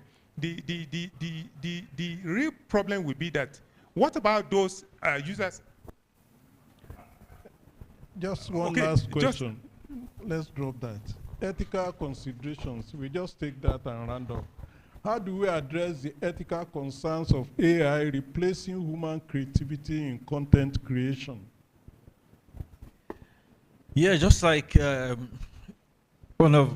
just like it was said before, that this is a debate. Now, imagine a hypothetical situation where a child is born, and that child does not read anything till the child is age 50. Now, do you think that child will be able to write? This child is born from day 0 to age 50 and reads nothing, no ABC, no books, and at age 50, do you think the child will be able to write or produce a material? So in that same pattern, the AI accumulates information from different sources and is able to process the sources. So just playing the devil's advocate, it will become a bit difficult to have to not have a system that you have a hybrid that will involve the collaboration of both the human and the AI. We organized a short story competition some time ago in a website I co-founded, Timbuktu. And in the short story, there was a very interesting story that was written. It had to do with forest and it had Nigerian names. But I noticed that the seasons were not Harmattan and dry season. So it raised a red flag. So when we subjected it to the AI test, we found out that it was AI enhanced and we had to disqualify it. Thank you. So, thank yeah, you thank very you. much. So let's have a parting shot. 1 minute. Let's start from him. 1 minute. Gentlemen and ladies, AI has come to stay. And for publishers, it is necessary for every publishing house to begin to develop capacity in the application of AI. And I also want to add that if we handle AI properly and we do our job very well and collaborate, to use that term, Nigeria may, out of all the intellectual assets that it has in its back list, become the hub of publishing in Africa. This is my take. Thanks. Thank you, Dr. Mrs. Oh, thank you very much. So I would say that AI, it depends on what we know as AI. There are different things that AI means, but AI is here to help us. It's not taking over whatever we are doing. It's here to accelerate whatever we are going to do. Being creative is for you to be a creative publisher, creative author, to have copyright, you have to use AI. Reason is that it will give you more things that you're looking for. I use it all the time, but don't copy and paste. That is what I can say. Thank you. Yeah, as a chemical engineer, I will just leave us with the fact that AI is here to stay, but is here as a catalyst that enhances the level of our efficiency and our productivity. Thank you.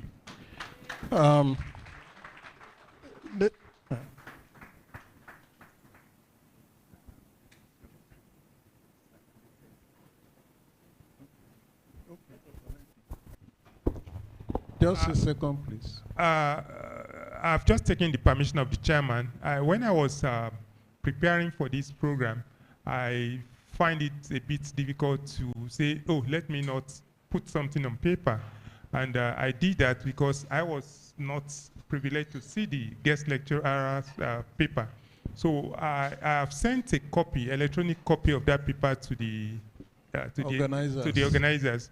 And if they are so willing, I think that paper will help all of us in some respect. Thank you.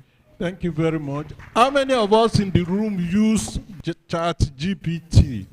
How many of us use ChatGPT? Please raise up your hand. Like 20%. That's not good enough. Oh, please. That's the starting point of use of AI. Please. I hope we have been able to gain at least a little bit from the panel discussions. Thank you very much.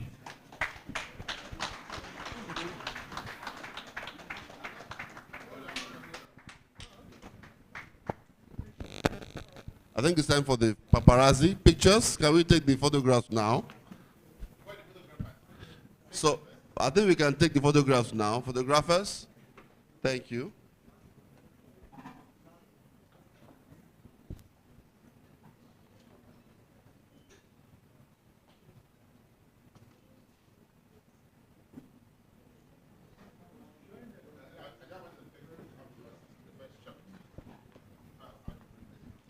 So what?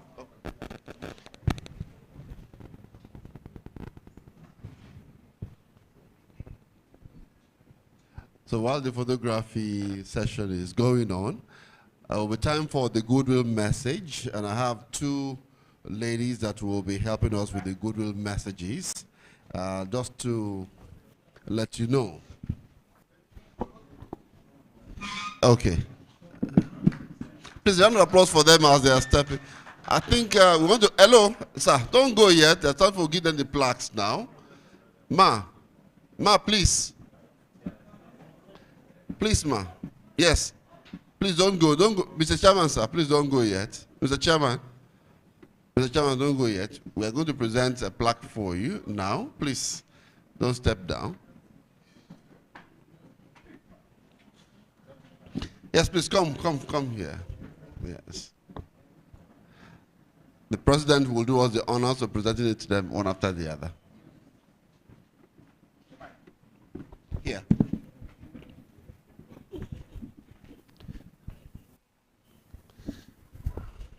On behalf of the MPA, I present to you Alhaji Razak Jayola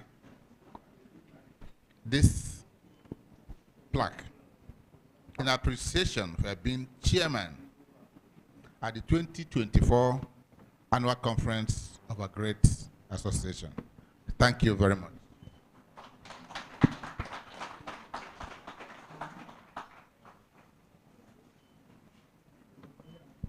Thank you very much, sir.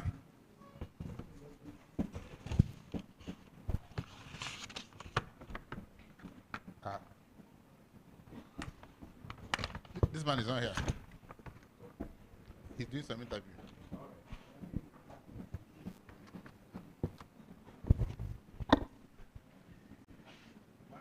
On behalf of MPA, I present to Mr. David Oluwagbami in appreciation for being a panel discussant, which you did beautifully well at the 2020 annual conference of the MPA.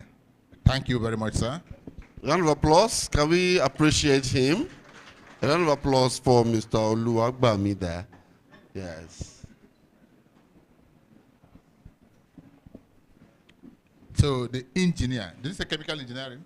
Yes. So the chemical engineer turned author. Great man. And publisher too. And publisher.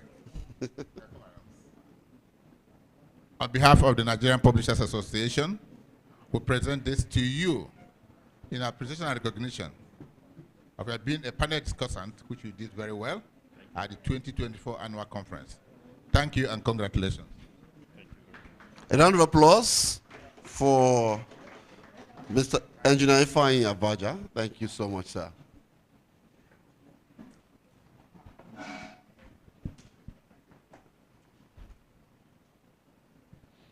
To my dearest sister,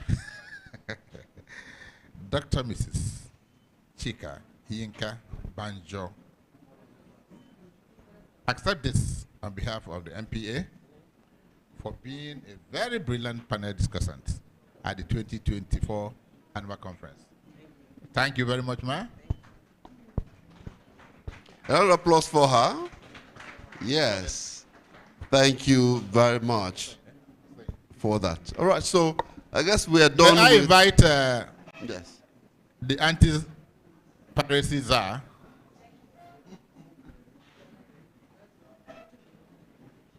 my Oga. I'm happy doing this. And I'm doing this on behalf of the MPA. We're presenting this to you in appreciation, sincere appreciation, very uncommon appreciation for accepting to be the keynote speaker. I'm doing it with panache. Thank you very much, sir. Another applause for our keynote speaker as he receives his plaques now. Okay, so Mr. President, we have two more persons.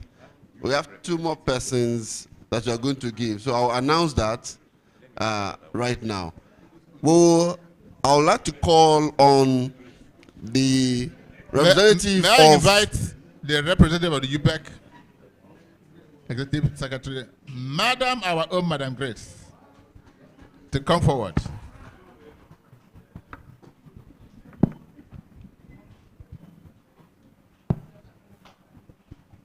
Madam, receive this token. You are like our big auntie. Year in, year out, you're here with us. Please accept this as a token of our appreciation for all you've been doing and all you continue to do. Thank you very much. I remain blessed.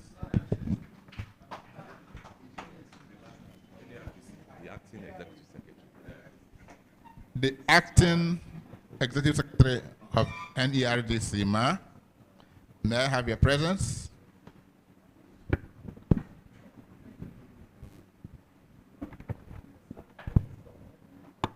We want to thank you and we want to appreciate you for finding time out of your busy schedule to be here.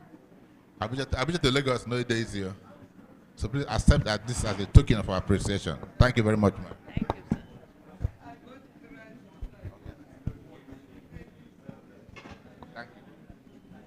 A round of applause for her.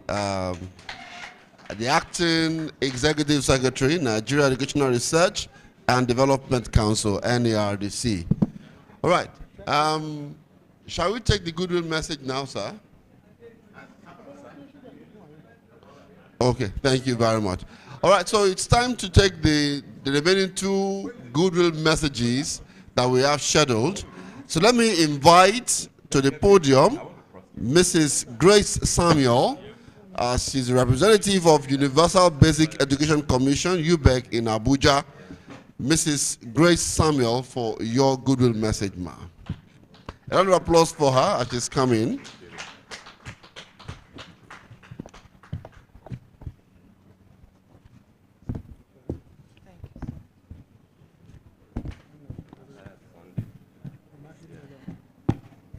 The chairman, sir, and all the distinguished personalities here, please permit me to stand by the already established protocol. I'm standing here. I'm not fully capable enough, I feel, to represent my executive secretary, but I thank him because he believed in me. And for that reason, I have no option but to stand and say a word or two. He would have loved to be here because he is a lover of knowledge. And he loves all people that are putting hands on deck to see that education system in Nigeria get better. You have been our friends, and just like a voice of a child, we are the consumers of all the product that we are talking about. Be it coming from AI or coming from the traditional way of our publishing industries that we know, whatever we are doing, please, we should keep the interest of the child at heart. And the interest of the child is to make sure that the materials are accessible to them. When we talk of accessibility of educational material, we are referring to teaching and learning materials. How can we make it accessible to the end users? And Basic Education Commission, UBEC, is an intervention agency of the federal government of Nigeria, established under legal law since 2009 by then President Olusegun Obasanjo. And the aim of the program is to make every Nigerian child in public education school to have learning materials, especially in core subject, to himself. Thus, to achieve the ratio of 1:1 of textbooks. And we are not there yet. We are never there yet. So whether we are engaging AI, whether we are doing our production the traditional way, please, let's work with the child's heart. Let Nigerian children not be affected by the decision you make or you refuse to make. Because whatever we do, either we decide well or we don't decide anything, is affecting the end users. So let us always look for a better way of making teaching and learning materials accessible to every Nigerian child, so that they will be proud of NPA, that we have organizations that partner and collaborate with UBEC, and we have, it has made learning easy for us. I will not live here without acknowledging the effort and the collaboration, seamless collaboration that Nigerian Publishers Association have been having with UBEC. So whether you are printing the traditional way we know, or you are embarking on the use of AI, let our friendship and collaboration remain seamless. And our target is nothing but the basic education sector and all other sectors of education in Nigeria. Let's make learning materials accessible to all our teachers, to all our lecturers, and to all our learners. Because no country can develop bigger than the education system. An education system cannot work well without learning resources. So long live NPA, long live Nigeria and the education sector. Thank you. Can we make it resounding again? Thank you. Thank you very much. All right, so after that, we'll also move on to Dr. Margaret Lawani, Acting Executive Secretary, Nigerian Educational Research and Development Council, NERDC. Shall we appreciate her? She's already here. Let's appreciate her. Thank you, sir. The President of the Nigerian Publishers Association and the chairman of this conference, distinguished ladies and gentlemen, good afternoon. I'm here representing the Nigerian Educational Research and Development Council, a council that, as we all know, is in charge of book development, curriculum development, language development, among others. The council has always been in partnership with MPA, and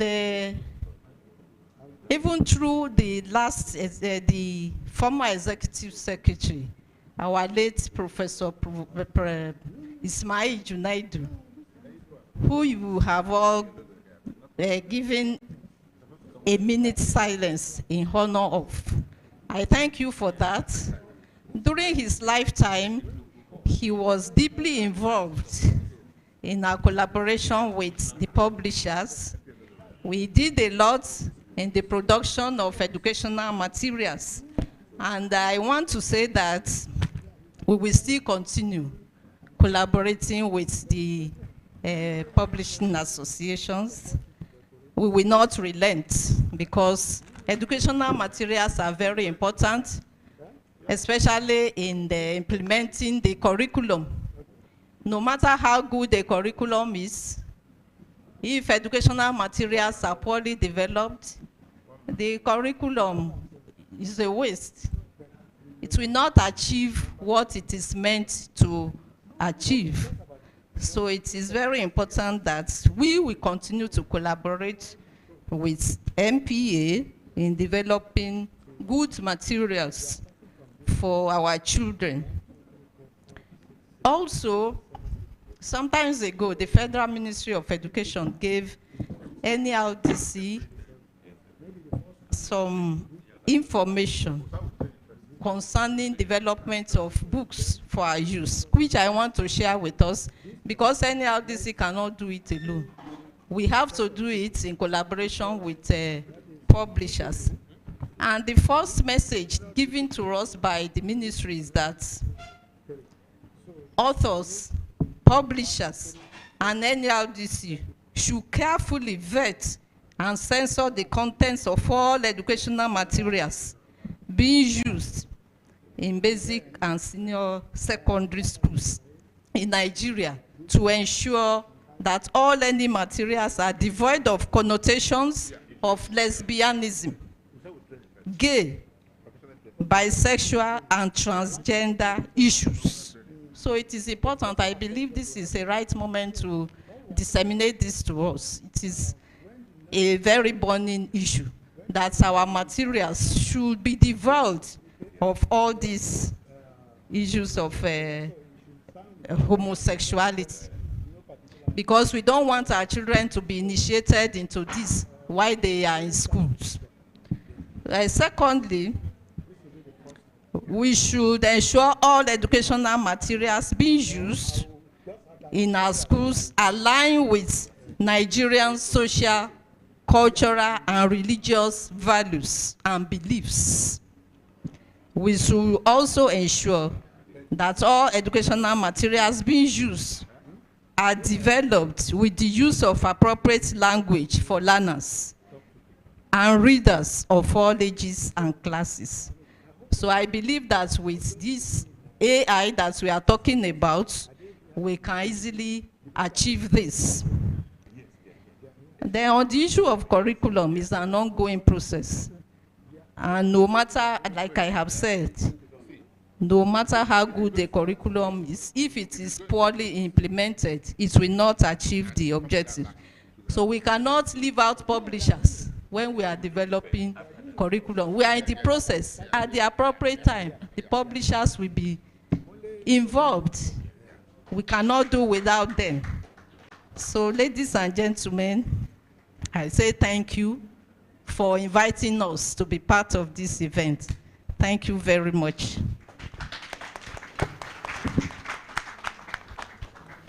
Thank you so much. A round of applause again for her. I thank you for being a very wonderful audience. Okay, so we have two special presentations, which will take us just 5 minutes each, and it's from two of our sponsors who have some presentations quickly for us. I am told that they will have given the videos to the people at the control center there. And so I'd like to invite Nixon Paper Mills as the first sponsor for their presentation. Nixon Paper Mills, are they here? Are they here? Yes, Nixon Paper Mills. And Everest Pulp and Paper Limited. These are the two. Yes, you're right. So let's start with you then. Yes, a round of applause for Everest as they are ready. Everest is ready. Please, you can make it better. It's for sponsors. Yes, yes. Thank you.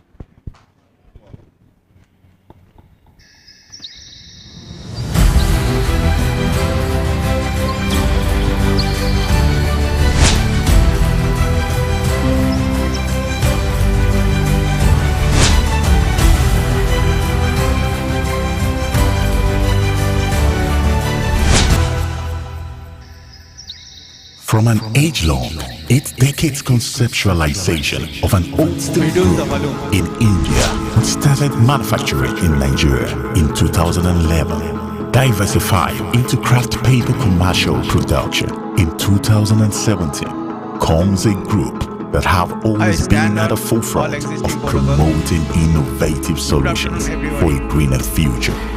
The Specialty Group. The group is comprising of the following companies. 1. Iron and Steel Nigeria Limited, located at Plot 39, Ogun. Welcome to the Specialty Group. Our group hallmark has been and continued to be the relentless pursuit of excellence. Specialty Group started its journey long back in the year 2011 by putting up a steel plant in Ife, named Ife Iron and Steel. And further then, we have diversified and got into various products which have been produced in Nigeria. Specialty Group is in manufacturing of iron rods, which is used for all construction purpose. We are producing craft paper, mainly the brown papers, which are used for corrugating industry for packaging.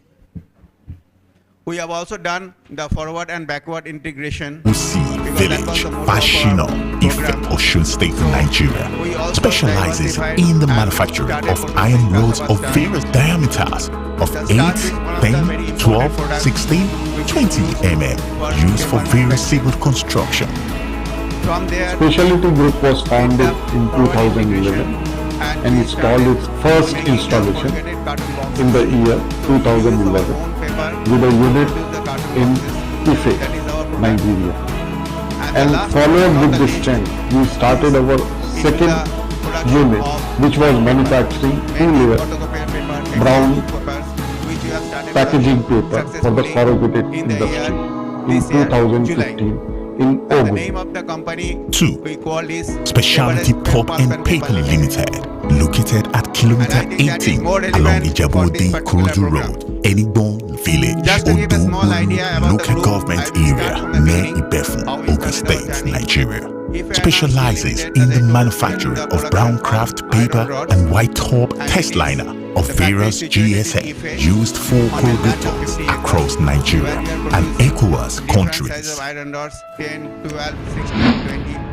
Specialty Go started its journey during the year 2011 by putting up the first plant at Ife, and after stabilizing the plant, management ventured out in putting up a paper industry to support the local packaging industry. We installed a state-of-the-art corrugated industry for manufacturing of cartons in our local same packaging industries. premises. That is how the Specialty And Pulp and Paper Limited was born. This We started delivered production of brown the paper best in the year quality 2017 cartons and to the from various there industries we in have Nigeria. continued to grow further. Since As I said, we are into the paper, specialty is in paper.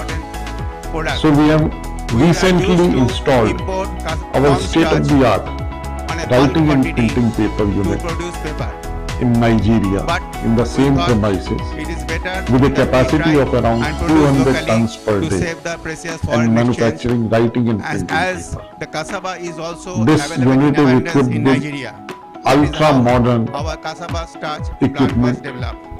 Now we have been successfully comprising producing of cassava starch, pulp which is mill, a food grade and also industrial grade. paper machine and grade, finishing we are house. selling to different Corrugated boxes of 3 and 5 ply used for packaging pulp and cassava starch, which is used for various manufacturing industries and consumers. And 3 is Everest Pulp and Paper Limited, located opposite Specialty Pulp and Paper along same Ijabode Ikorodu Road, Enigbon Village. Specializes in the manufacturing of white paper, A4 copier paper, exercise book. Taking lead position in the field seriously, the group maintains that advantage through innovation. These require substantial research and development, new product development, best practice analysis, mechanical upgrades, and investment. 2024, and we have been With the successful new to support, sell our products. cooperation, Our major and 3 love brands from our customers, are Print partners Oga, and bankers, Sunshine, which always and aspires Snow us White. to climb higher And take lastly, on new I will challenges. request all of Our you business to, while eco-friendly going, please business. visit our Our stand effort outside is to to see our products. protect the clean and green environment, I'm sure which is a with value the help addition and to the support of country. all of you, We'll we will be always going further, innovate, strengthen to develop strengthen, new and products also make to the support Nigerian our economy customers more stronger. and partners Thank and you make very them much. happy. All products manufactured only the group on the go. Yes, thank you very much for rigorous that. testing before they are allowed to leave the manufacturing plant. At Specialty Group, employees are trained to provide dependable, customized, quality customer service at all times, and that have established systems that can adapt and respond to customers' needs quickly and effectively. It's time for Nixon. The concept to actualization took almost about 2 years, Are you and ready? then by 2017 our paper mill was up and running. Appreciate him as he's The group coming. further ventured out. A round of applause. The cultural paper project of Nixon Paper Mill Nigeria Limited. We use quality local tree species for our paper production. Having been processed by chipping, conveying, pre-processing, and bleaching, and so on, these raw materials will be turned into qualified chemical and mechanical pulp.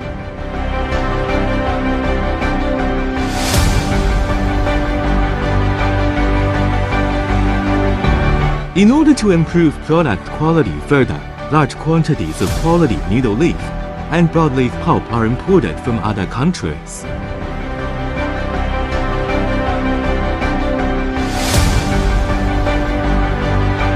We have a central laboratory with complete and advanced testing equipment as well as professional technical personnel.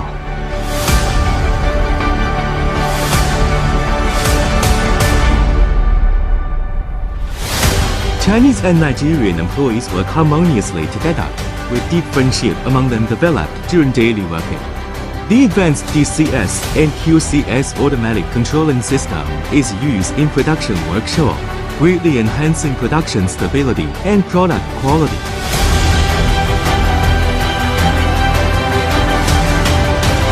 We have clean and tidy workshop, internationally advanced paper-making equipment, and people-oriented pleasant corporate culture.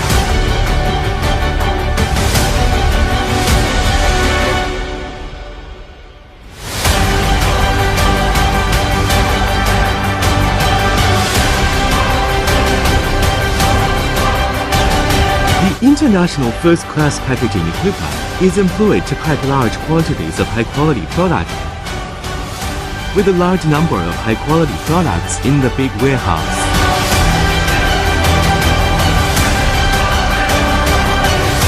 The office paper producing equipment has high automation. More and more employment opportunities are being created for Nigeria.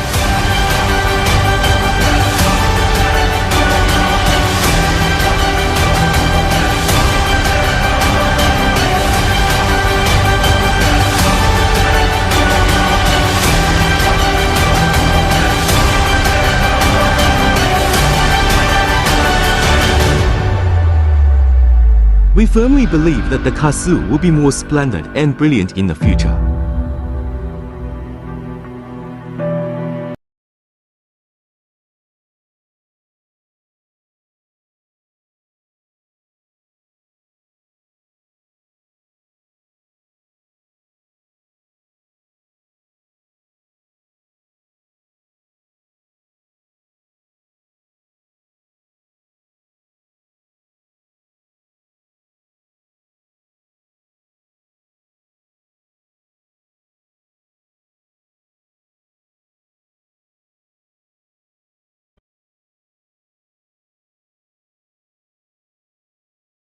Nigeria Limited. We use quality local trees.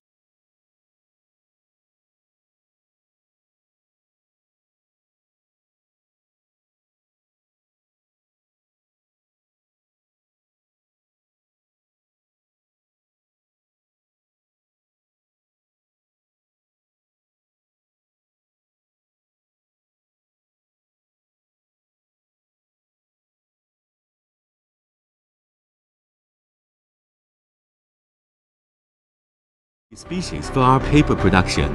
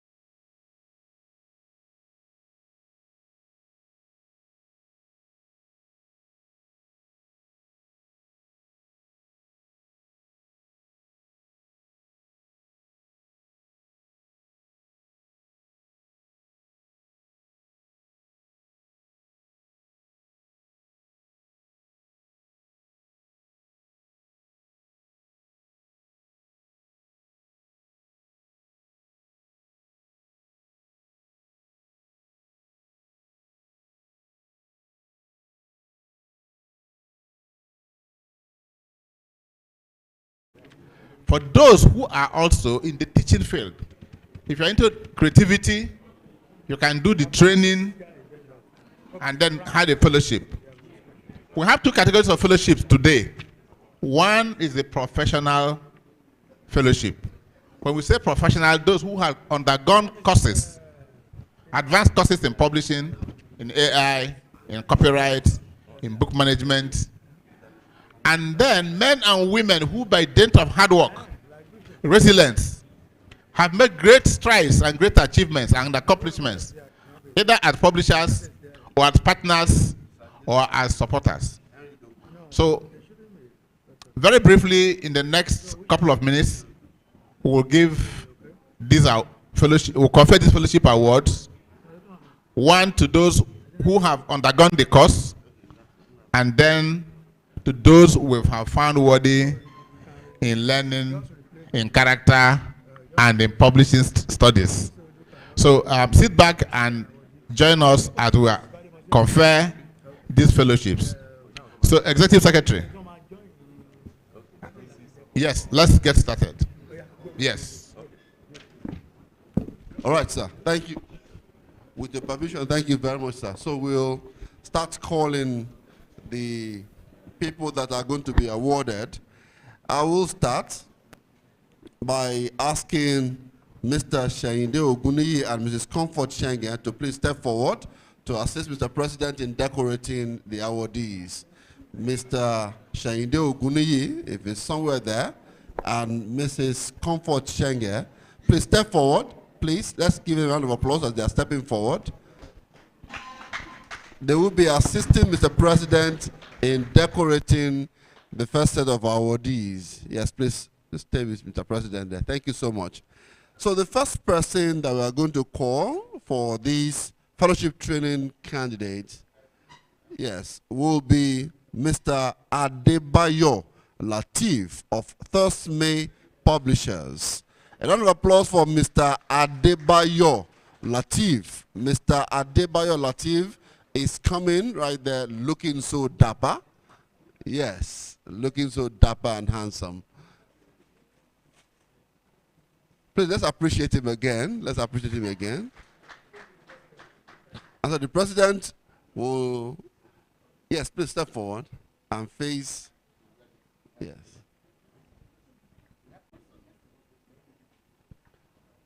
So while we're doing that, I'd like to invite from the Global Books and Publishing Limited, Alhaji Tahir Abdulaziz. Please, Alhaji Tahir Abdulaziz. Yes. A round of applause for him. A round of applause for him. Yes, thank you very much. So the next awardee is Alhaji Tahir Abdulaziz from Global Books and Publishing Limited. A round of applause. I like his agbada. Yes. Thank you very much, sir. Welcome.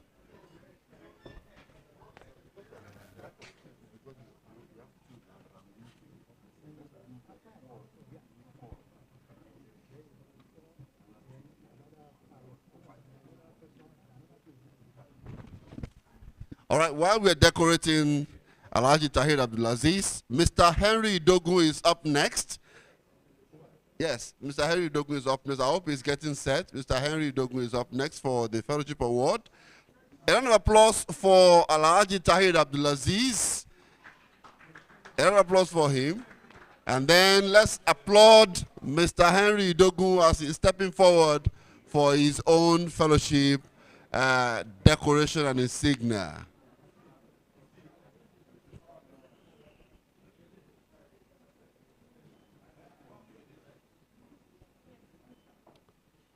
Congratulations to you. Is there anything again?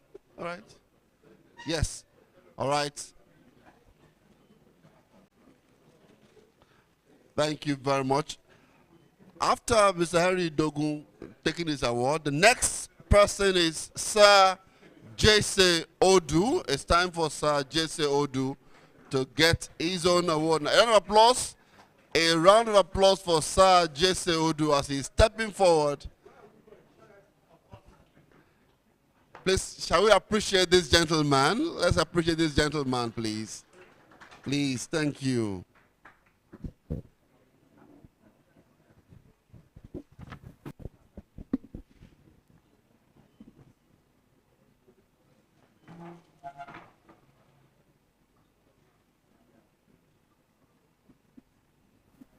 Thank you very much. Thank you very much for that. We appreciate you. Thank you so much. Thank you. You can go now. Yes, thank you so much. Now the next set of people that will help the president to do the honors. Yes, Mrs. Folashade Omo-Ebo, please step forward to help the president decorate the next set of people. Yes, Mrs. Folashade Omo-Ebo, is she there? Yes, ma'am. A round of applause for her. And also Mr. Frank Osegbue. Mr. Frank Osegbue, I hope he's within the hair short. Mr. Frank Osegbue. Yes, Mr. Frank Osegbue, please come forward so that you can help Mr. President in this onerous assignment. Yes, a round of applause for Mr. Frank as he's stepping forward. Please, can you clap for him, please? Let's clap for him. Please, you're going to help us with Mr. President do the decoration. All right, the next awardee is Mr. Dare Oluwatuyi. Mr. Dare Oluwatuyi is the next awardee who will take the fellowship. Please jam those hands together from Mr. Oluwatuyi as he's stepping forward. So, yes, Mr. Oluwatuyi is stepping forward for his award. Thank you for what you do. Okay. I hope Mr. Lanre Anulopo is getting set. Next awardee is Mr. Lanre Anulopo. Please, a round of applause for Mr. Lanre Anulopo, who becomes a fellow of the association. Institute. The fellow of the institute. The fellow of the institute. Yes. Thank you very much, sir. All right, thank you so much. A round of applause for him. No, you can't go, sir. All right, it's time for Mr. Lanre Anulopo of Bounty Press Limited, our next fellow of the institute. A round of applause for him as he's taking his decoration now. Mr. Segwe, don't just look. Okay, thank you. Thank you very much. Okay, so the next person who is going to be the next fellow of the institute, yes, is from Babcock University Press. Let's welcome Dr. Samuel Okere. Dr. Samuel Okere, Dr. Samuel Okere. Dr. Samuel Okere, thank you. Welcome to Dr. Samuel Okere. All right. Shall we hand over the sash? All right, it's been decorated with the sash. Yes.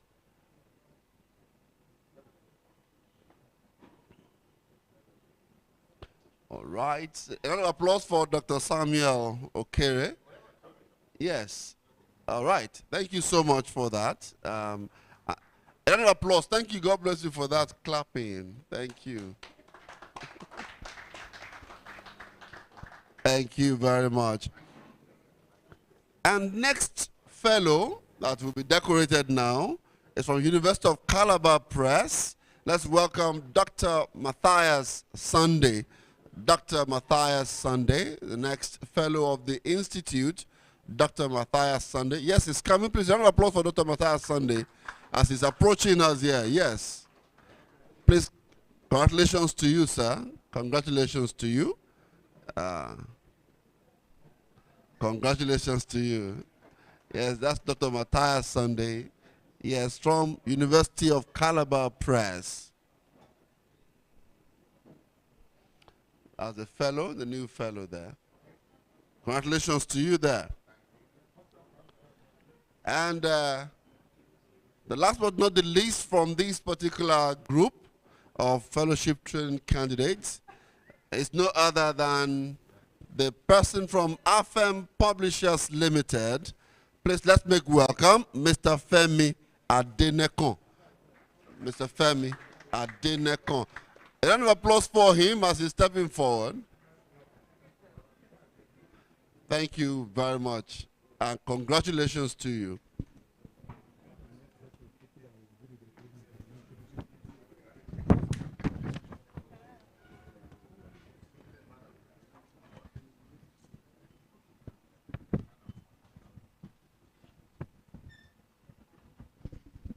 So while we're doing this, I'd like to invite Mr. Okunade, the Chairman, Chief Executive, Atlantis Publishers, to come and help Mr. President decorate the next set of people.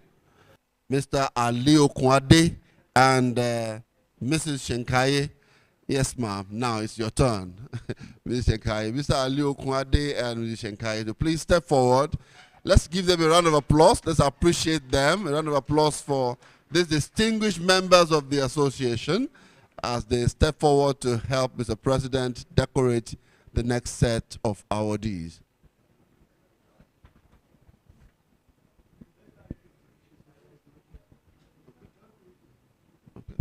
All right, so we are moving to the next one now. Right, we are moving to the next one, the Fellowship Award candidates, and I'd like to invite from the First Veritas, Mr. Benro.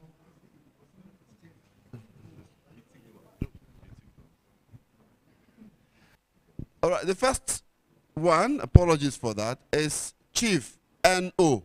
Okereke. Chief N.O. Okereke is the first distinguished fellow that we are honoring today. Please, round of applause for him. Again, yes.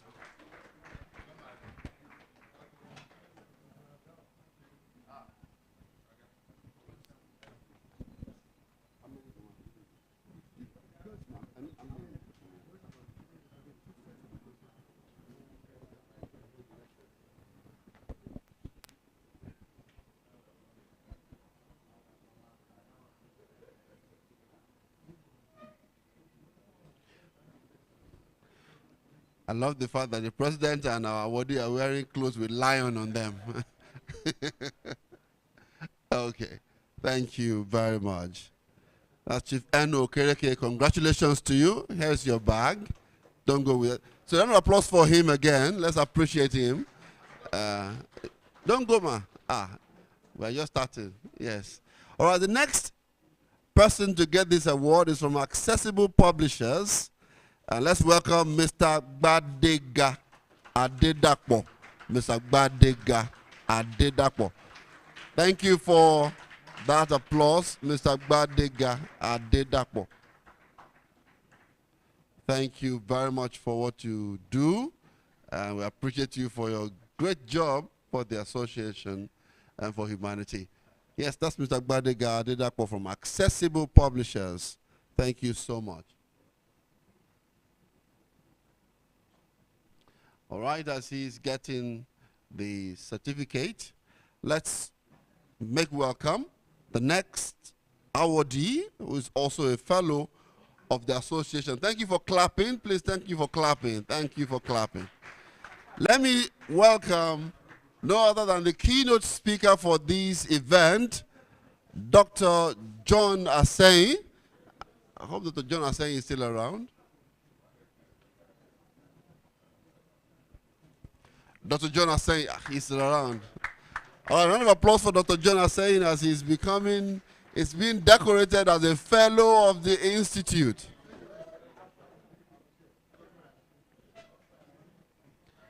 Yes, sir. Yes, he's being decorated now.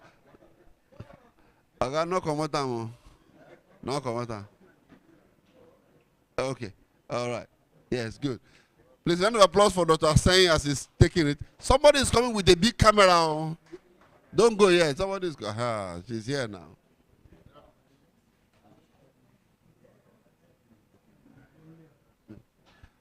All right, so that's Dr. Asseyi. Congratulations to you. Congratulations to you, and thank you for that great keynote paper you presented earlier. And the next person to take the fellow the fellowship award is from UBEC. Let's welcome Dr. Hamid Boboyi, represented by Mrs. Grace Samuel. Mrs. Grace Samuel is representing Dr. Hamid Boboyi from UBEC. Please, a round of applause for UBEC. They are great partners. So it's time to decorate him in absentia.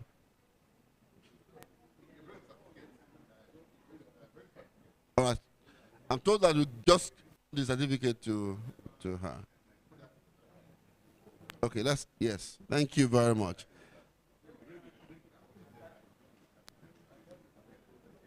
And the next person to get this fellowship award.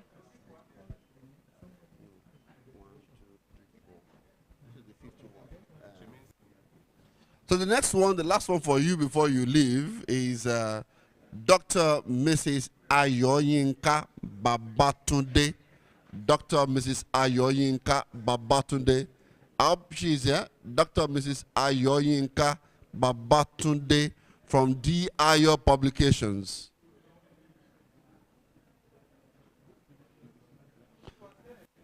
Okay. Well, it said, all right, thank you very much, ma. Thank you so much. Yeah, thank you very much. Ogunlari, I want to see the full name. Ogunlari Yomi. Please, I'd like to invite Mrs. Abayomi Ogunlari to please come forward to help do the last set of decorations. Mrs. Abayomi Ogunlari. Please, a round of applause for her as she's coming forward.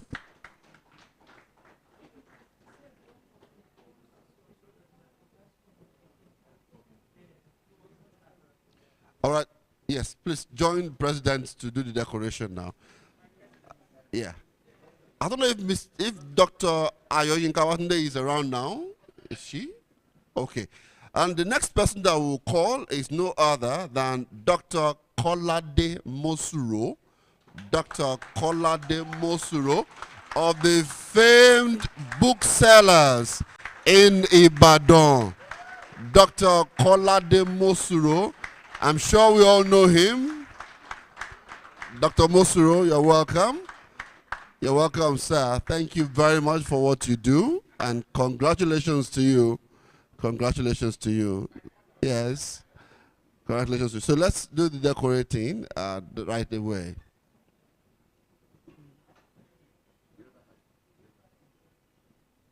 It's okay.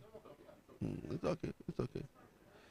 It's fine. Yes. So that's for Dr. Kolade Mosuro. Congratulations to you, sir.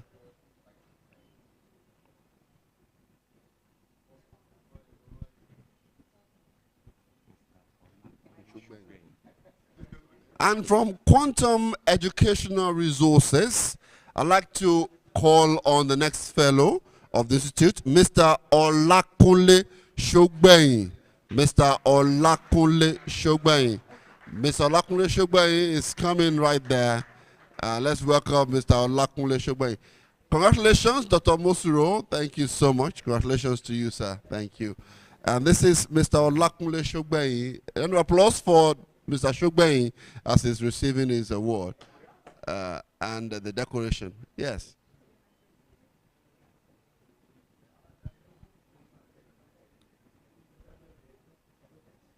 All right. Yes, and now for the certificates.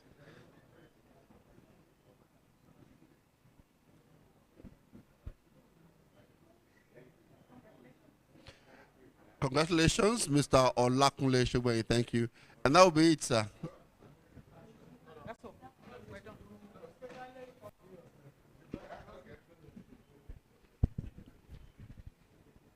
Yes, we've done two separate awards.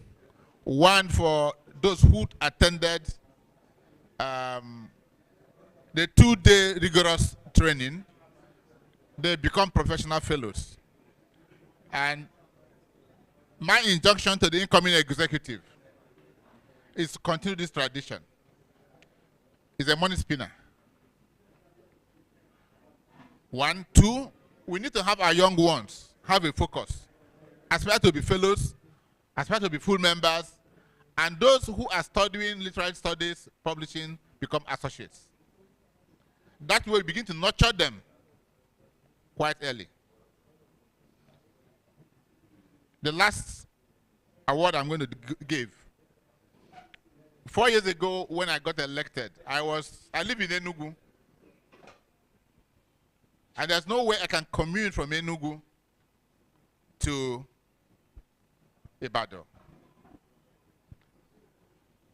And I'm not one Nigerian who is afraid of those you work with. Trust. Whether it's in marriage or in relationship, trust is key. That trust I bequeathed to Alhaji Lukman Dauda as the Vice President and Chairman of our Finance Committee. I'm not sure I signed 2 checks anytime in my 4 years. And I never bothered. Because serving MPA is service. Some people will be afraid. What have they done? No. I never cared. I never bothered. And he discharged those duties well. I have a great privilege and honor to confer on him the fellowship of the Publishers Institute of Nigeria. Please step up.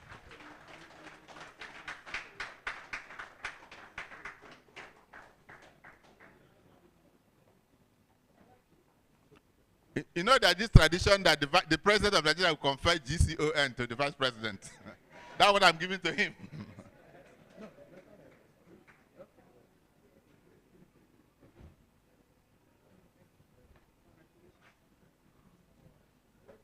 Thank you very much. Thank you. It's in his bag. Okay. There are other distinguished publishers. I won't mention their name because they're not here. That were found, elderly publishers, that would think they have been forgotten. They are also so honored.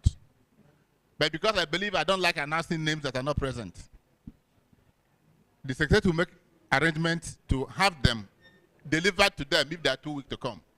But we recognize our elders. And I'm particularly grateful that one man I met when I was young in the publishing industry has agreed to be here. And that is the man, when I first went to Ibadan, trying to buy 1 or 2 books, I went to the booksellers. On behalf of the award committee and the AGM, I invite our own very Musoro, the booksellers, to come and say a word on behalf of all the awardees.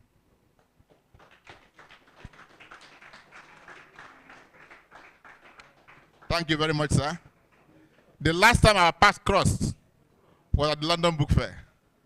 And he was everywhere.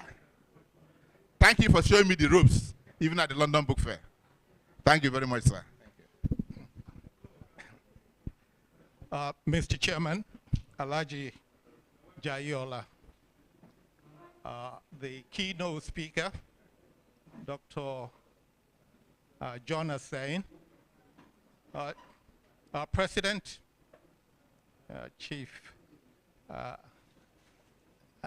Anioke, and distinguished ladies and gentlemen, I speak on behalf of all the awardees, both the people that went to school and the people that didn't go to the school,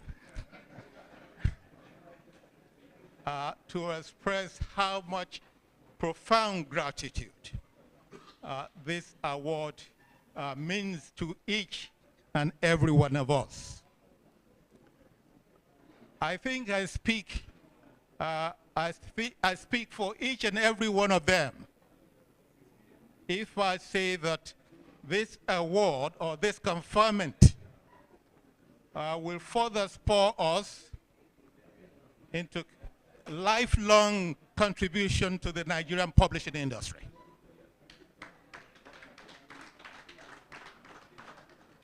And I think I think that we are united in saying, having listened to all that you have said, all that has been said today, I know we all talked about artificial intelligence. But all I can tell you is that this brain here as compact as it is wider than the sky. And it is our job to produce materials and to make materials accessible to all to access this brain and enhance the brain. Again, we will continue to give every support to the Nigerian publishing industry. Remember, I didn't say Nigerian publishers. I said Nigerian publishing industry, which is a canopy for all the units in it. And we will continue to support and give our best to raise the intellect level of our nation. And thank you so very much for this honor. Thank you, sir. Thank you very much. That was Dr. Kolade Mosuro there with his vote of thanks and thanking everyone on behalf of the awardees today. Thank you so much for the eloquence. We are moving towards the end of the program now. I'd like to inform you that at the end of the vote of thanks, you have the opportunity to visit the book exhibition stand. It's just by the side here to see what is happening there. I'd like to thank you all for being here and thank you for coming. But the vote of thanks will be done by no other than the Executive Secretary of Nigerian Publishers Association. And let me invite Mr. Emmanuel Abimbola as he's stepping forward. A round of applause for Mr. Abimbola as he's stepping forward for the vote of thanks and the other announcements. Thank you very much, Shehu Akinola. Distinguished ladies and gentlemen, this is the time for the vote of thanks. And I want to, on behalf of the President and the Executive Council members of our great association, the Nigerian Publishers Association, appreciate all of us for coming to grace this special occasion. We've been here since morning. Thank you for your patience. And most especially, I want to appreciate our keynote speaker in person of Dr. John Aseyin, a supporter of publishing and copyright and a defender of copyright in Nigeria. Dr. Aseyin, we appreciate you. Also, our chairman of today for the occasion, Alhaji Razak Jayeola. Thank you for honoring us on this special occasion. And also, all our panelists, we appreciate you for coming and for the brilliant discussions that we had through your panel today. Mr. David Oluwagbami, Engineer Avaja, and Dr. Mrs. Chika Yinkabanjo. We appreciate you. The representative of UBEC, of the Executive Secretary UBEC, Mrs. Grace Samuel, thank you for coming. Dr. Margaret Lawan in the acting ES, NERDC, we appreciate you. Anytime we call you, you always come. And we hope you will continue with this. Thank you very much. Also, the representative of the Permanent Secretary, Ministry of Tertiary Education, Lagos State, Mrs. Olubumi Ibidakwa-Obe, we also appreciate you. To all our chief executives who had contributed to the success of this event, in kind and in cash, we appreciate every one of you. And also, Nixon Paper Mills for your support, and Everest Pulp and Paper for your financial support towards the success of this event. We appreciate you, and we hope that you will continue to support publishing in Nigeria.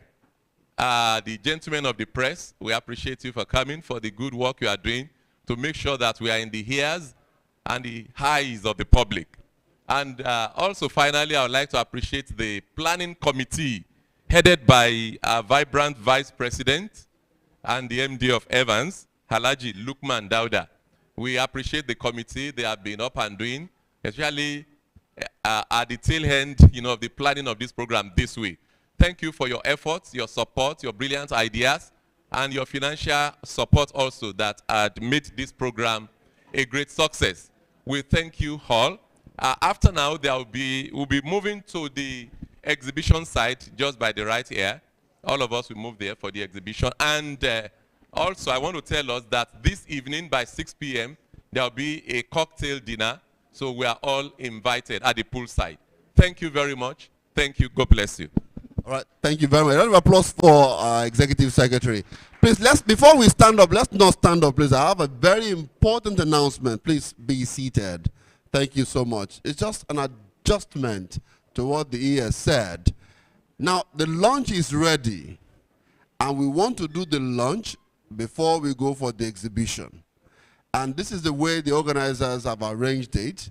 They will call us table by table. Please, let's be patient and sit on our table. Invite us table by table to take the lunch. Everybody will be served. Please, let's just sit down so it doesn't get rowdy. I know that we are all gentlemen and ladies. Please, let's be seated. We'll be invited very snappily, table by table, for our lunch. And after the lunch, we can then go for the exhibition. Thank you for being great audience. My name is Oluwaseun Akinola. It was an honor to be part of this program today. Thank you. And in addition to that, the AGM, that is in-house anyway, not for our visitors, it's just for the members of NPA alone, will be tomorrow at 10 a.m. at Olumo Hall. Olumo Hall is just opposite the reception, outside. So that's the hall we are using tomorrow, and we start on the dot of 10. We appreciate early arrival from 9:30. Thank you so much. God bless you. So we can take our guest first. Yeah, from the front here.